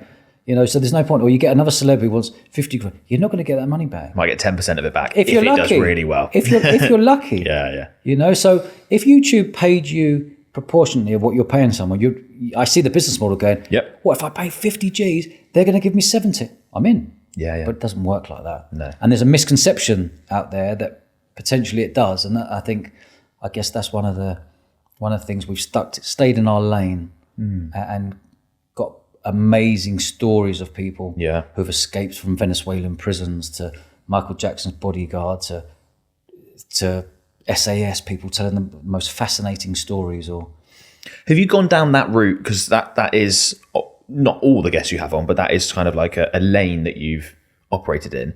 Is that based on personal interest for you as well? Yeah, these are conversations you want to have. I like all conversations. I love people. I love people since being a curious young kid. I just love people. Now I'm getting paid to be curious. Yeah, So it's, that's great. It's all full circle. Everything back then as a 10-year-old living in a pub, it's all full circle to come back to now. But what was your question? I think you covered it. I can't remember. Has your podcast got to the point where it is profitable? Yes. Lucrative? Yes. Great. Yeah. Good to know. Yeah. Do you think your podcast forever? I think so. I think I'll do it to the day I die. Okay. And that's a bold statement Yeah, because I know how much it costs and stuff. But I can't tell you the feeling I get for listening to someone's deep story. And there may be trauma in there. There may be excitement. There may be happiness. There may be lows, highs. There may be losing their wife, losing their kids, losing their livelihood. It may be them winning World Cups. It may be whatever it may be. Yeah. You kind of become kind of a therapist in a way because people are offloading onto you. And a good podcast will ask good questions and then go deeper and deeper to get the best out of their guest. So when the guest leaves our podcast, they're like, my God, that was cathartic. And you create this most amazing bond with every single person who comes onto your podcast. Because you're meeting new people. Like if you don't podcast, maybe you might meet, the average person might meet 3 new people a year. Yeah. As an adult, or 5 new people a year, one at a wedding, a mate's mate, and someone at a barbecue. And actually the bond you get with a guest is off the charts. Like, and at that wedding, you might talk to them for a couple of minutes. And very go, surface. I liked him. We'll stay in contact on social media. Yeah. Here, you're on contact with the phone. You're on WhatsApp. They've told you their life story. Yeah. They've told you stuff that's going out to the world. Yeah. They've confided in you and they trust you. Have you ever done any episodes where they've gone out and you thought, ooh, not sure about that one, didn't like that, shouldn't have put that out there? No. Okay. No. Have you ever pulled any before it got to that stage? Yeah. I think we've decided on about 3 that we decided I'm not going to go out. Only 3? Yeah. Given 200, so 1% roughly. Yeah. That's amazing. And the reason for a couple of them, one of them I just didn't get the vibe off the guy. Okay. And the other one, there was so much trauma as a child that he spoke about.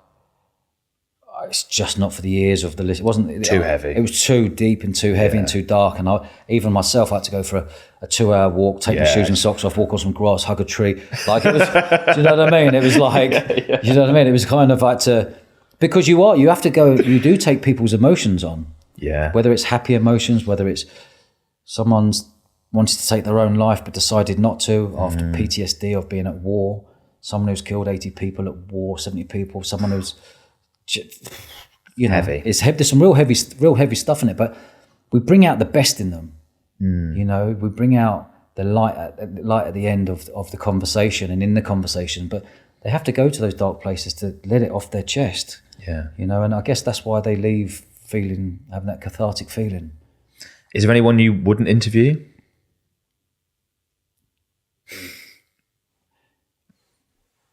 Yeah, I'm sure there's a lot of people I wouldn't interview. Okay. Yeah, I'm sure there are. But I cherry pick. I don't have anyone who goes and gets the people from. I do it all on WhatsApp. No email sent. It's all through mobile numbers. Pass me his number, mate of a mate. Whether it's Barry Hearn comes on, who's the biggest sports promoter worldwide, independent sports promoter, or whoever it is, it's through WhatsApp. Bam, come on, chat, away we go. You must get a lot of people asking to come on now, I'd have thought. Yeah, we get lots of people asking to come on. We've got 30 in the bank. That haven't yet gone out? Yeah, we've got 30 already recorded, ready to go out. Wow. And we do 1 a week. Yeah. And we've still got more people coming in now. So, and what's happening now is the sort of tables change when you podcast because people see that they like the podcast itself and the way we are with people emailing in or coming in through Instagram or Facebook, my personal ones, going, I'd love to come on as your guest. This is who I am. And you look at them and going, oh my God, we've got to get them on. Yeah. But then when, it's getting them on and getting time, and because it's labor intensive, like you do an episode like this, it's not just, well, for me, it's getting the people on, it's having a great chat. But then for the team, I only have 2 full-time members of staff who work on this full-time. There's video editing, cutting up, it's got to be uploaded. You've got to create a 60-second trailer for YouTube. You've got to then put it across all the socials and cut out all the best bits. It's a lot of work. There's a lot of work in it. And I kind of link this the same as being an entrepreneur. Okay. Like, if you're not used to entrepreneurship and you go straight into podcasting, this is how hard you'll find entrepreneurship if you were setting up a business. Yeah. All the moving parts. And that's the why, patience, needing to be aggressively patient. Absolutely. And that's why I believe people give up. And that's why a high percentage of people give up podcasting, because barrier to entry to podcasting is quite cheap. Yep. A couple of mics. If we're not doing cameras, we'll just do audio. Yeah. Bam, away we go. Very easy. It's then when you start getting into the camera work, and then you start getting into how much time it's taken for you personally to be able to do it. Yeah. We're starting to realise I've got kids at home. I'm running a business on the side. I'm trying to do this. I'm trying to take the kids to sport. It becomes too much. What does your day-to-day look like now, given you've got other business involvements that we haven't touched on? You could theoretically be very busy, and obviously with the podcast. So is your schedule full? Is it really busy? What does that look like? I make an important part of keeping my schedule as clean as possible. Like, I'm in charge of my own calendar. I don't have a PA. I never want to have a PA. I try to keep it as open as possible. Yeah. Gym, eat well, long lunches with mates, nice holidays. But I'm not into the cars and watches and all that thing. It's not my bag. Yeah, me neither. Good mates, having a good laugh, enjoying what we do. I love what we do across the 3 businesses. And then for me, it's just booking in guests and get excited to have the guests in. Book them in. They're coming in tomorrow at 12 o'clock, do one. Yeah. Then one coming in at Friday. Have that around, having a game of golf with some boys, and then coming in and doing the podcast in the afternoon. Great. Trying to keep, I've gone through the stages of entrepreneurship. There's a stage at the start when you come up with an idea, when everyone gets excited and you're chatting to your mates about it. Yeah. Then there's a lonely chapter. There's a lonely chapter that no one ever talks about, and it's a lonely chapter of 1,000 days. No one ever talks about this, and it's something that I'm going to start talking about more this year. Okay. Getting on other people's podcasts, like yourself and others. Yeah. And speaking on stage and stuff. But that lonely chapter can be a very, very dark place. Yeah. If you're not used to it. If you're aware of it, you've got to get through that lonely chapter to get to the exciting bit. And that's 1,000 days. And that 3 years to break the back of a business, you're doing well to do it in 3 years. Most businesses are 5 years. Yeah. No one talks about this. If you just left a job as a bank manager, or you've got an idea, you think you're going to go into entrepreneurship and it's all, I'm on holiday and I'm enjoying life and I've got having beers with it doesn't happen. If you think you're your own boss, you go, I'm in control of my future. That's bullshit, because you're going to work harder than you've ever done in a 9 to 5 or a 9 to 6. You're going to be working 24/7. You'll be working weekend. Weekends to me mean nothing. You're just on it because I love what I do. You're just on it, replying back, good communicating. But the hardest part is getting through that lonely chapter. And when you break through that lonely chapter, then you come into another chapter. And that chapter is the lifestyle business. Now, the lifestyle business is when you've got you, maybe with a partner, business partner, maybe one other, maybe there's 3 of you. Okay. One doing operations, one doing sales, and one doing behind the scenes. And you can make that business work. But when you get to that 3 bit there, the next stage is creating that lifestyle business where you're in between 3 and 12 members of staff. And if you can get to 8 members of staff, for me personally, that's the little jackpot area. Okay. So the first bit of 3 staff is you're making sure everyone's getting paid wages, including yourself. You get paid last. Just trying to keep it all going. Just keep it afloat. Yeah. When you get from that boutique lifestyle business, you then turn into a lifestyle business. You're then wanting everyone get paid, and then you're wanting to make net profit. Then you'll know you're into a really nice area. Okay. But to get to that will probably take easily 3-5 years. Yeah. Call it 5 years. But for me, I never wanted to go over in one business over 8 people. Like in Bournemouth Sevens, we've got 8 full-time staff. In the podcast, we've got 2. In my event crowd business, we've got 6. Yeah. So they're the nice numbers for me. Okay. As soon as you start going over the 12 members of staff, hierarchy, politics, gossip, people sleeping with each other. Do you know what I mean? All these things are happening between 13 and 50 staff. Yeah. And that area there is when you're in, I see it as when you're in the dark seas of the Atlantic Ocean. Yeah. Do you know what I mean? And that's an area I'd never ever want to be. Yeah. So, entrepreneurship for me is about creating a lifestyle business that is profitable. If you can make your lifestyle business earn you 100 grand net, amazing, you're away. You've got a great life. You've got a great life. The people I think out there think being an entrepreneur, you've got to earn millions, turn over millions.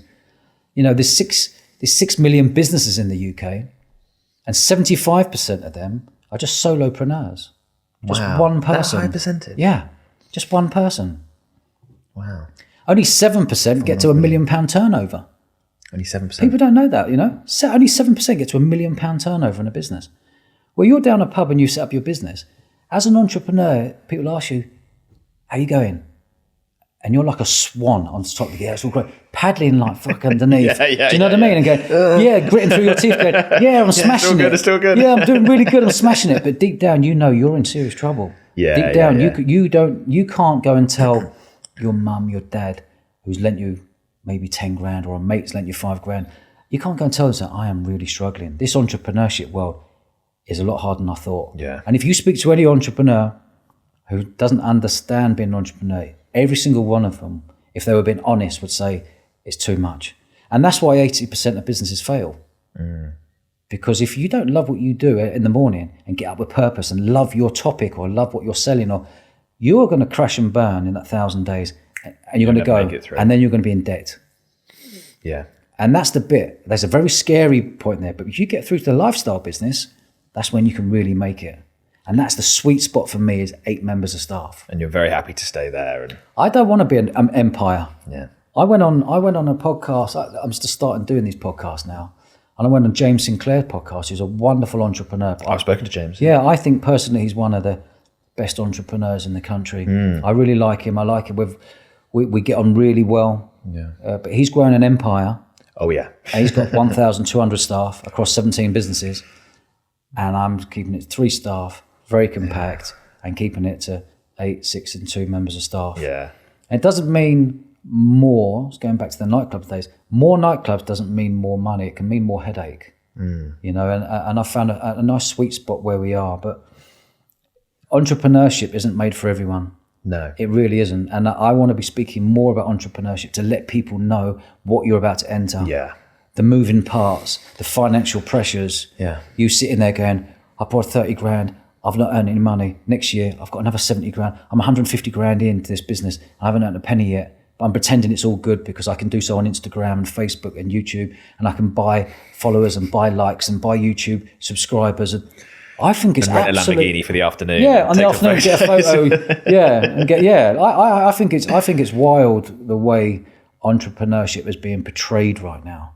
Now, when I was growing up, entrepreneurship was Del Boy, Only Fools and Horses. Even when I was growing up, like, it wasn't too far from, like, there was no university and everyone thought I was crazy. Yeah. Yeah. But then then it went into sort of Richard Branson. Yeah. And everyone's like, that's a proper entrepreneur. Yeah. He's a proper entrepreneur creating a brand. Then it's gone into the last 5 years. I've never been employed, so I don't know anything different of being an entrepreneur. Yeah. But the last 5 years, entrepreneurship has just gone boom. Everyone wants to be an entrepreneur. You're a professional footballer. They've all got side hustles. Yeah. You're a top DJ traveling around the world. You've got side hustles as an entrepreneur. You're an actor. You're an entrepreneur. So it's become the coolest thing, but no one spoke about the dark side of it. That's very difficult. It's interesting as you're going through those stages. I was thinking through like my own journey, and like I often, because I had friends who often say they work a job and they say, "Oh, I want to start my business. What do you think?" And the first thing I tell them is I say, from when I started my first business to the point where my own business could just pay so I could survive, pay me a living, was 7 years. Yep. In this agency specifically, that was 2, because I had 5 years before that of other businesses that never did anything. And you sort of see people look at you and they go, "Oh, I've got savings for 3 months or 6 months. So I bet I shouldn't quit the day job then. Agreed. And actually, to be fair, that's what I did. I for the first 2 years of running my agency, I was working a full-time job alongside it. Yeah. And that was my, what do you call it? Loneliness something? The lonely chapter. The lonely chapter. Yeah. That's really hard because you're not seeing people on weekends and you are working evenings and you're sacrificing absolutely everything to be an entrepreneur. And being an entrepreneur is always seeking out opportunities and solving problems. Yeah. You know, and by solving problems gives you that amazing feeling. And you don't have to go into a business and go, I've created this, I've invented something new. Go and see what's working.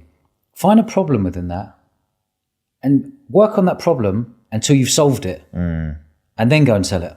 Yeah. But entrepreneurship is a word that people love. A salesperson is a word that people don't like. Yeah. But every entrepreneur doesn't realise it. You've got to be a good salesman. You've got to be a good marketer. If you're good at promoting and marketing and you can sell as well, you're 90% there. You've got to have a good product now.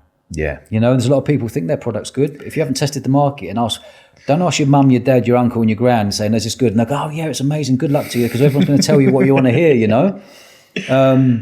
You've really got to go and test the water and you've got to be open to be criticised.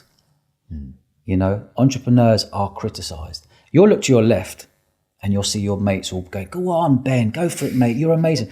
9 months down the line, a percentage of them were going, I hope he fails. Oh, yeah. I hope he fails. I hope he fails. I don't want him to succeed because I'm in a really piss boring job right now. I don't want him to succeed. This is part of entrepreneurship. Yeah. And the more you can get your head around it and understand this, that not everyone's on your side, the easier it is to deal with. Yeah. I think a lot of people imagine I'm going to be an entrepreneur, I'll be really successful, I'll make a load of money, my friends are going to love it, we'll go on holiday all together. It's like, no, a lot of your friends won't be able to cope with it if you do. Agree. And that's going to be tough. Yeah. And that was a surprise for me. But when you break the back of it, all those luxuries will happen. Yeah. You will have freedom to do what you want. You will go on 7-8 holidays a year. You have nice long lunches. You look after people. Do you know what I mean? There's all those things that can come into, you can travel nicer. You know, you get nicer flights or nicer, whatever it may be is your bag. You can, but it takes a long time to get there. Yeah. Unless you're some unicorn business that's just taken off very quickly. But there's no unicorn businesses. And very small percentage of business actually sell. Yes. People think that their businesses are worth a lot more than they actually are. Yeah. Yeah. Where do you think your podcast can go? Have you got, I mean, maybe you don't think this way, but have you got targets for it? Is there a size you want it to get to? Are there new things you want to do with it? I haven't got a clue, mate. I'm just doing it. Honestly, I'm just doing it. And as long as I'm happy doing it, I'll just keep doing it. Yeah. And I'm 3.5 years in now. I had no aspirations to hit.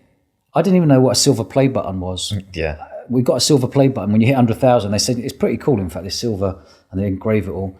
But we were on like 80-odd thousand. It's only Josh who said to me, "By the way, we're going to get a silver play button. It's going to be this, this, and this." And it was lovely to receive, but it's a nice touch. Yeah. But I've got I want to hit 1 million subscribers. Only the viewers and people. If people are liking it, I'll carry on. If they're not liking it, I'll stop.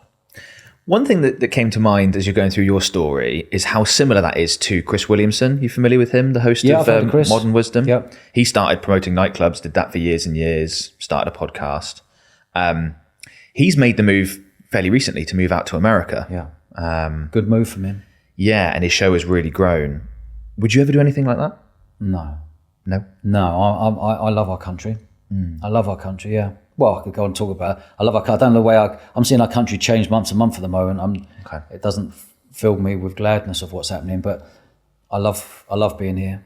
I wouldn't move to America. I've got a young family and a beautiful wife and a lovely young boy who loves his sport, Alfie, and we've got a nice lifestyle. But I think Chris, I don't think he's got kids or so. I can see why he's gone. It's a lot easier to do that move. Yeah, if I was single, yeah, I'm off skis. Yeah. I'll go to Vegas, I'll go to California, I'll go to Miami, happy days. I'll take the podcast Sunny out through the winter, yeah, mate, podcast out fine. there. I'll do all of that. But you can see that the UK's got 60 million people, 66 million people. America's got 360 million people. Yeah. If you go to America and you get the right people on board, you will grow from that to that so quickly. Yeah. You know, your subscribers will go from 100,000 to 2 million, 3 million very, very quickly. I think he's literally done that. I think he's just gone past 2 million. Yeah, amazing. Good luck to him. He's doing. I've never listened to any of his stuff, but good luck to him. I see him pop up everywhere, and he's doing fantastically well. And I love it that he's British as well. Yeah, he's the Brits going into America. You've got your Joe Rogans, and you've got your other Petersons, and your other big ones out there. Yeah, and to see a Brit go out there and stamp his mark with the British flag on it. Good luck to him. He's done. He's done very, very well. Changing tack a little bit, Yeah. you seemingly had a chance to go pro when it came to playing rugby. Why didn't you? I went semi-pro. Okay. So we were at Loughborough. I did the Wasps under-19s and then went to Loughborough, obviously a sports uni there. Didn't have the qualifications to get in there, but we got in through sports. Through sport, yeah. And then went to Leicester Tigers. Played with some amazing players there at Leicester Tigers as a young 20-year-old. Your Martin Johnsons of this world, and your Neil Backs, and your the World Cup winners, and that was an amazing time. And being a young lad there, playing with your heroes was pretty cool thing to do. Yeah. But I took it to a level that I knew I could take it to. You had Austin Healey, who was in front of you, and a load of other players, and you're with a club that was winning all the trophies at the time, and they were the creme de la creme of rugby. And I took it to a level that I could take it to, and I knew I couldn't take it any further. Okay. But being paid at that time, cash to play, and get given a car to drive around, a brand new Rover at the time, Rover Sports, and getting cash and getting loads of free Adidas stuff, it was the most amazing feeling. Amazing feeling. But that was the exact time, it was my final year at uni when I started the nightclubs. Okay. So I was doing the nightclubs in my final year on a Tuesday night and a Wednesday night. I couldn't train, but then I realised that at that time, I'm only $3,000 a week doing the nightclubs, or a couple of £100 a week plus a car doing rugby. I was like, plus I knew I wouldn't be able to take it far. And if I'm looking back now, I probably wasn't good enough to take it to the whole next level. Okay. There was players who were outstandingly good. Yeah. And was my heart in it? Not really. Did I have imposter syndrome? That's another one I thought about the other day. Yeah, I did. You're standing there on a Wednesday afternoon and you've got like all these internationals around you playing at Twickenham. You're looking around going, am I good enough to be here? Like you do have to look around, I think that's the only time I've really had that. But again, it took me a pandemic to stop, because I'm constantly looking at the next thing, to look back and go, how was I feeling when I was 20? What was I doing? And, you go through the years, but great experience. Do you still play at all anymore? Rugby, no. Not at your own festival? No, not my own festival. People keep asking, come on. But I'd imagine I'd get chopped or something. You'd break a leg or trying to organise for. No, I couldn't. I wouldn't do that. The only time I get more excited watching my boy play rugby. Okay. He's a 10-year-old and all his mates. He's got mates there at Bournemouth Rugby Club. Some amazingly talented players there. And on the sideline, I get more excited on the sideline, and the atmosphere is better than it is at Twickenham. Right. Like my boy played. That's amazing. Yeah, it's amazing. If you go to the international, Twickenham's not got the best No, it's not. It's famous for it, but that's still incredible. Yeah, still incredible. But on the sideline, seeing these young kids goose stepping and doing flicks, and they're in contact now, smashing each other, and it's brilliant to see. What are your thoughts on the state of rugby in this country? I mean, do you follow like the Premiership clubs, for example? A number went bust recently. Yeah, I'm not, because all your mates have stopped playing. You kind of lose a bit of interest in the club game. Yeah. But we went to Quins Northampton last week, and Alfie was playing at half time with all his mates on the main pitch, which was a great experience. Wow. But again, when I was there, I was like, this is a great atmosphere. Harlequins bring a great set of crowd, great fans, and I think rugby, as we've seen, a lot of clubs have gone bust over the last few years. Your Wasps, London Irish, and your Worcesters, which is a real shame. Yeah. But it's saying that the appetite isn't there. No, and it's a real shame, because the talent of players we have in our country is amazing. The business model in rugby, professional rugby, is completely wrong. They got the business model wrong. How would you change it? I'd start fresh.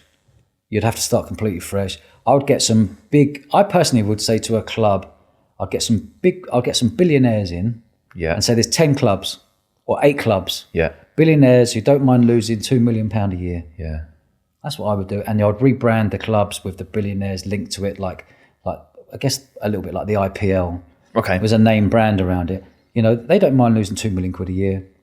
We're getting great players in.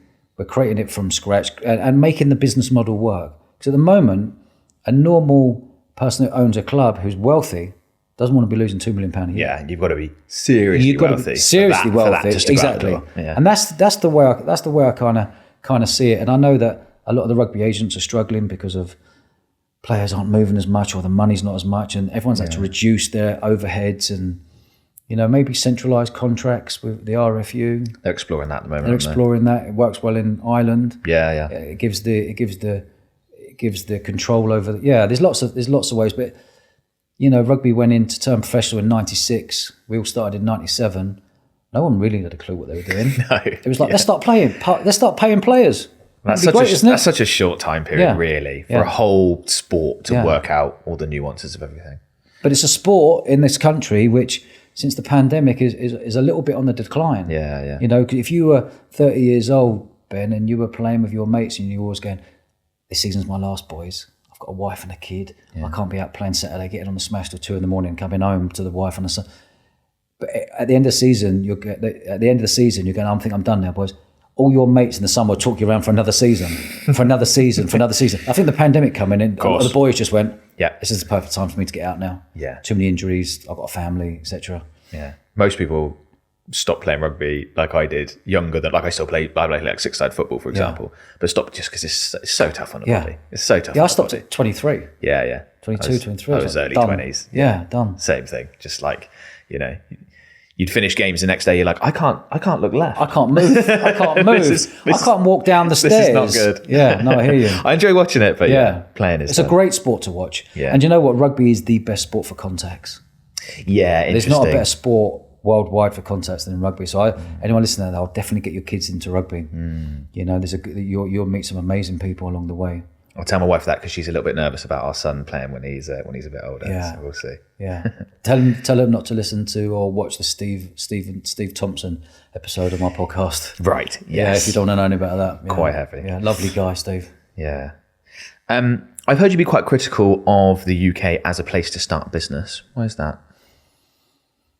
I just think it's not a cool thing, the amount of taxes we have over our heads. We're getting taxed on turnover. I'm not a big fan of that. There's lots of hidden taxes under different names, VAT, you've got income tax, you've got national insurance, you've got pensions, you've got all these things. They're all taxes, whatever they're packaged up as. Yeah, different names, but it's tax. Yeah, as an employer, I get taxed on employing a member of staff. Yeah. What? So I'm employing a member of staff trying to generate more people and get more people into jobs. So I'm getting taxed on their salary, like a high percent. Like it's wild. And you're getting VAT, tax on VAT, and you're getting income tax and corporation tax and another tax. And before you know it, what you're left with is a lot. You know, you may be getting 40p in the pound. You know, as a business, given 60% of it in tax. Yeah, and it's not an inviting place. A lot of my friends are moving or have moved to other countries, gone to Portugal, gone to Dubai. You'll leave. This country's losing some of the most wonderful, creative entrepreneur brains going to other countries and not putting money back into what we're doing here. I would love to see a flat tax rate. I'd love to see you being taxed on your profit. Only a profit. Only a profit. I'd like to see people who are on lower wages, give them the freedom. They don't pay no tax up until a higher amount. Yeah. You know, up to 20 grand. But you know, I'm seeing a big gap in our country in equality. Like the rich are getting richer, the middle class and the lower class are blending into one and just creating this huge gap. You know, like gone are the days when you had a family and you had a good income as middle class because of your mortgage going up, because of the food going up, because of everything, the cost of living going up. No one's got any excess money to spend anymore. Right. There's no excess money there anymore. Normally, an average family might have 200 quid a month excess to have some fun with. That's all gone. Yeah. Increased mortgage payments. Yeah. Things like that. It's interesting. The only thing that seems to not be taxed heavily is disposing of an asset. Is your capital gains rate is going to be significantly lower than what you described, paying in the end something close to 60% when you add it all up. Or billionaires. Which is a tax that's going to only really apply to people that are already very wealthy because they're selling a very valuable asset. I agree. And the wealthier people are now buying the middle class houses when the country's doing this. The wealthier are getting wealthier. What about the billionaires? Their tax is tiny. Tax the billionaires. Give terms of everyone a bit of breathing percentage space. that comes Everyone needs out. some breathing space. The country's squeezing and squeezing. Yeah. You know, and it's making the people in our country get very upset, and the knock-on effects of that are higher crime rates, more drug use, more problems. I think the average person doesn't even realise how much tax they pay. No, they don't. I think they see the paycheck, and it's like, if you really add it all up, and then, as you say, the employer's paying national insurance, mandatory pension contributions. You go, so if that might be an extra 20% on to your salary, you would otherwise have that. Yeah, if the employer didn't have to pay that in tax, that would be going to you. Agree. Or in a situation like my business, our NI payments each month are huge. There's a whole, if we didn't have to pay those, there's a whole bunch of extra salaries. That's what we would do with that money. We would just hire extra people to grow the company.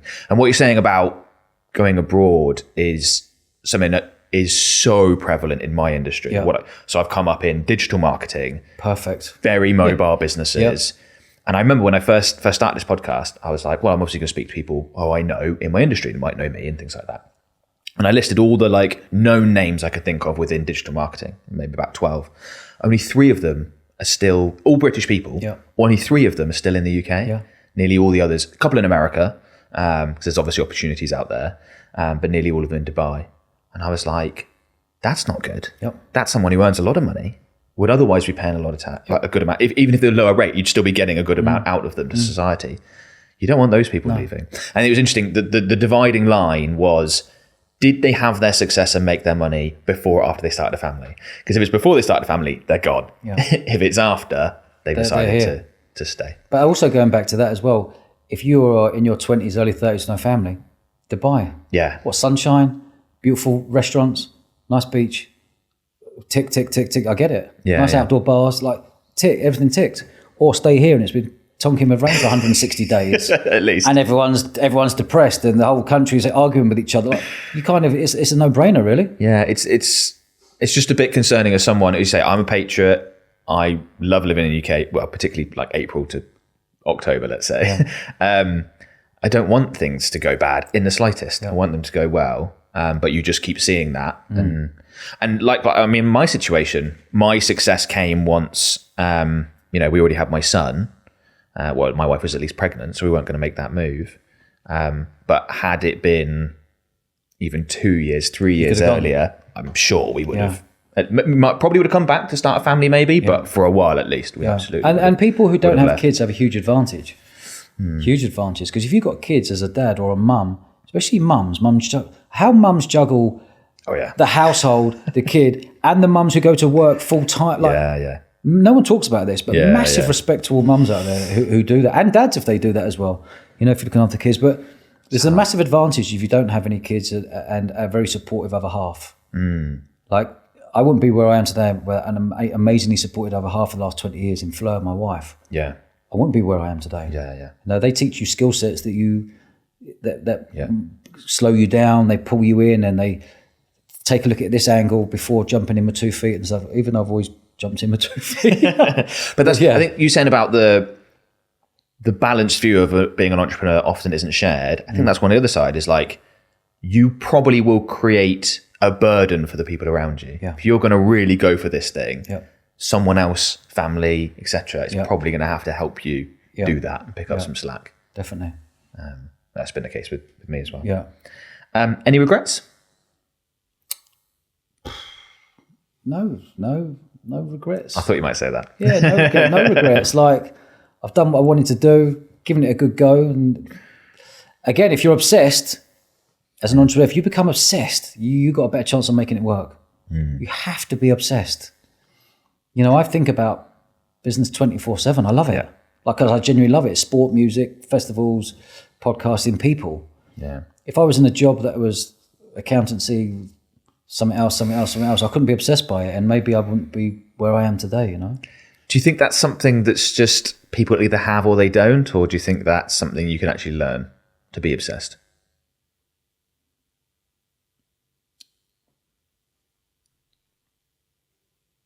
If you've got an addictive personality, that could help, being obsessed.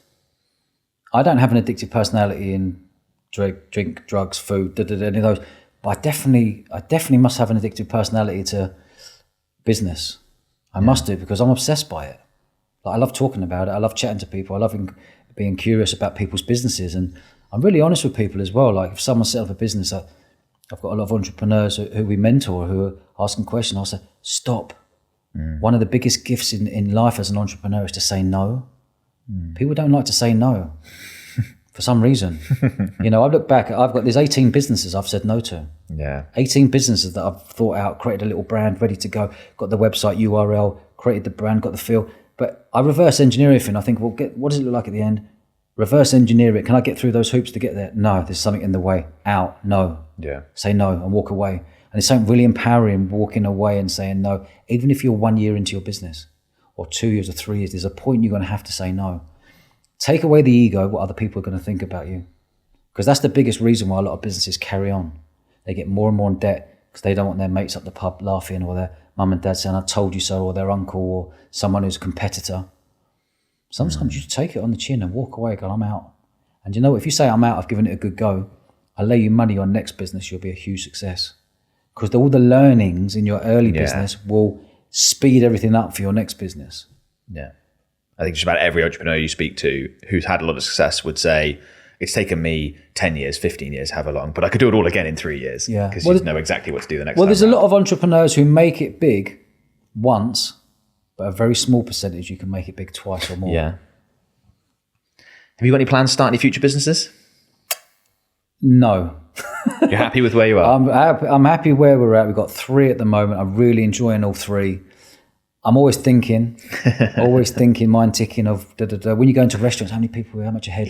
That's just the entrepreneur it is. in you, you Absolutely, know. You know, you're at Paulton's Park, or you want to go, right, 15,000 people, 40 quid ahead, how much is that? Yeah, minus that. But people out there do say, oh yeah, you know, you must be doing millions and millions and millions. The reality as a business, when you break it down, if you're working on 20% net profit, that's a really good business. You'll be lucky most businesses making 5% net profit. Yeah. And then most businesses make 0 net profit and losing. So just I always say to people, I don't like the word you have to fail to succeed. Okay. I never liked that. It's never been in my vocabulary, that one. But for me, we've always tweaking. You only fail when you stop. Go, I failed that one. But just keep tweaking and tweaking and tweaking. And if you go aggressively patient and you're tweaking at the same time, you'll get to the lifestyle business. Yeah. And the lifestyle business where all the fun is. I think you might be right there. Fab, I think that's a fantastic way to end. Dodge, thank you very much for taking the time to come and speak with me. I'd strongly recommend anyone watching this who hasn't seen your podcast, which I'm sure will only be a small percentage, to go ahead and check it out, because it's fantastic. And thank you very much. Ben, really enjoyed it, mate. I wish you all the best in podcasting. And after this hour or so, I've really enjoyed you as a host. Fab, thank you. I'm still very much learning. Good man. Keep doing it, mate. Thanks a lot. Stay aggressively patient. Yes, indeed. Now, I love this conversation with Dodge. I love having chats like these, but I'd like to know what you think as well. So let me know in the comments below. If you want to watch another one of my podcast episodes, you can do so right here.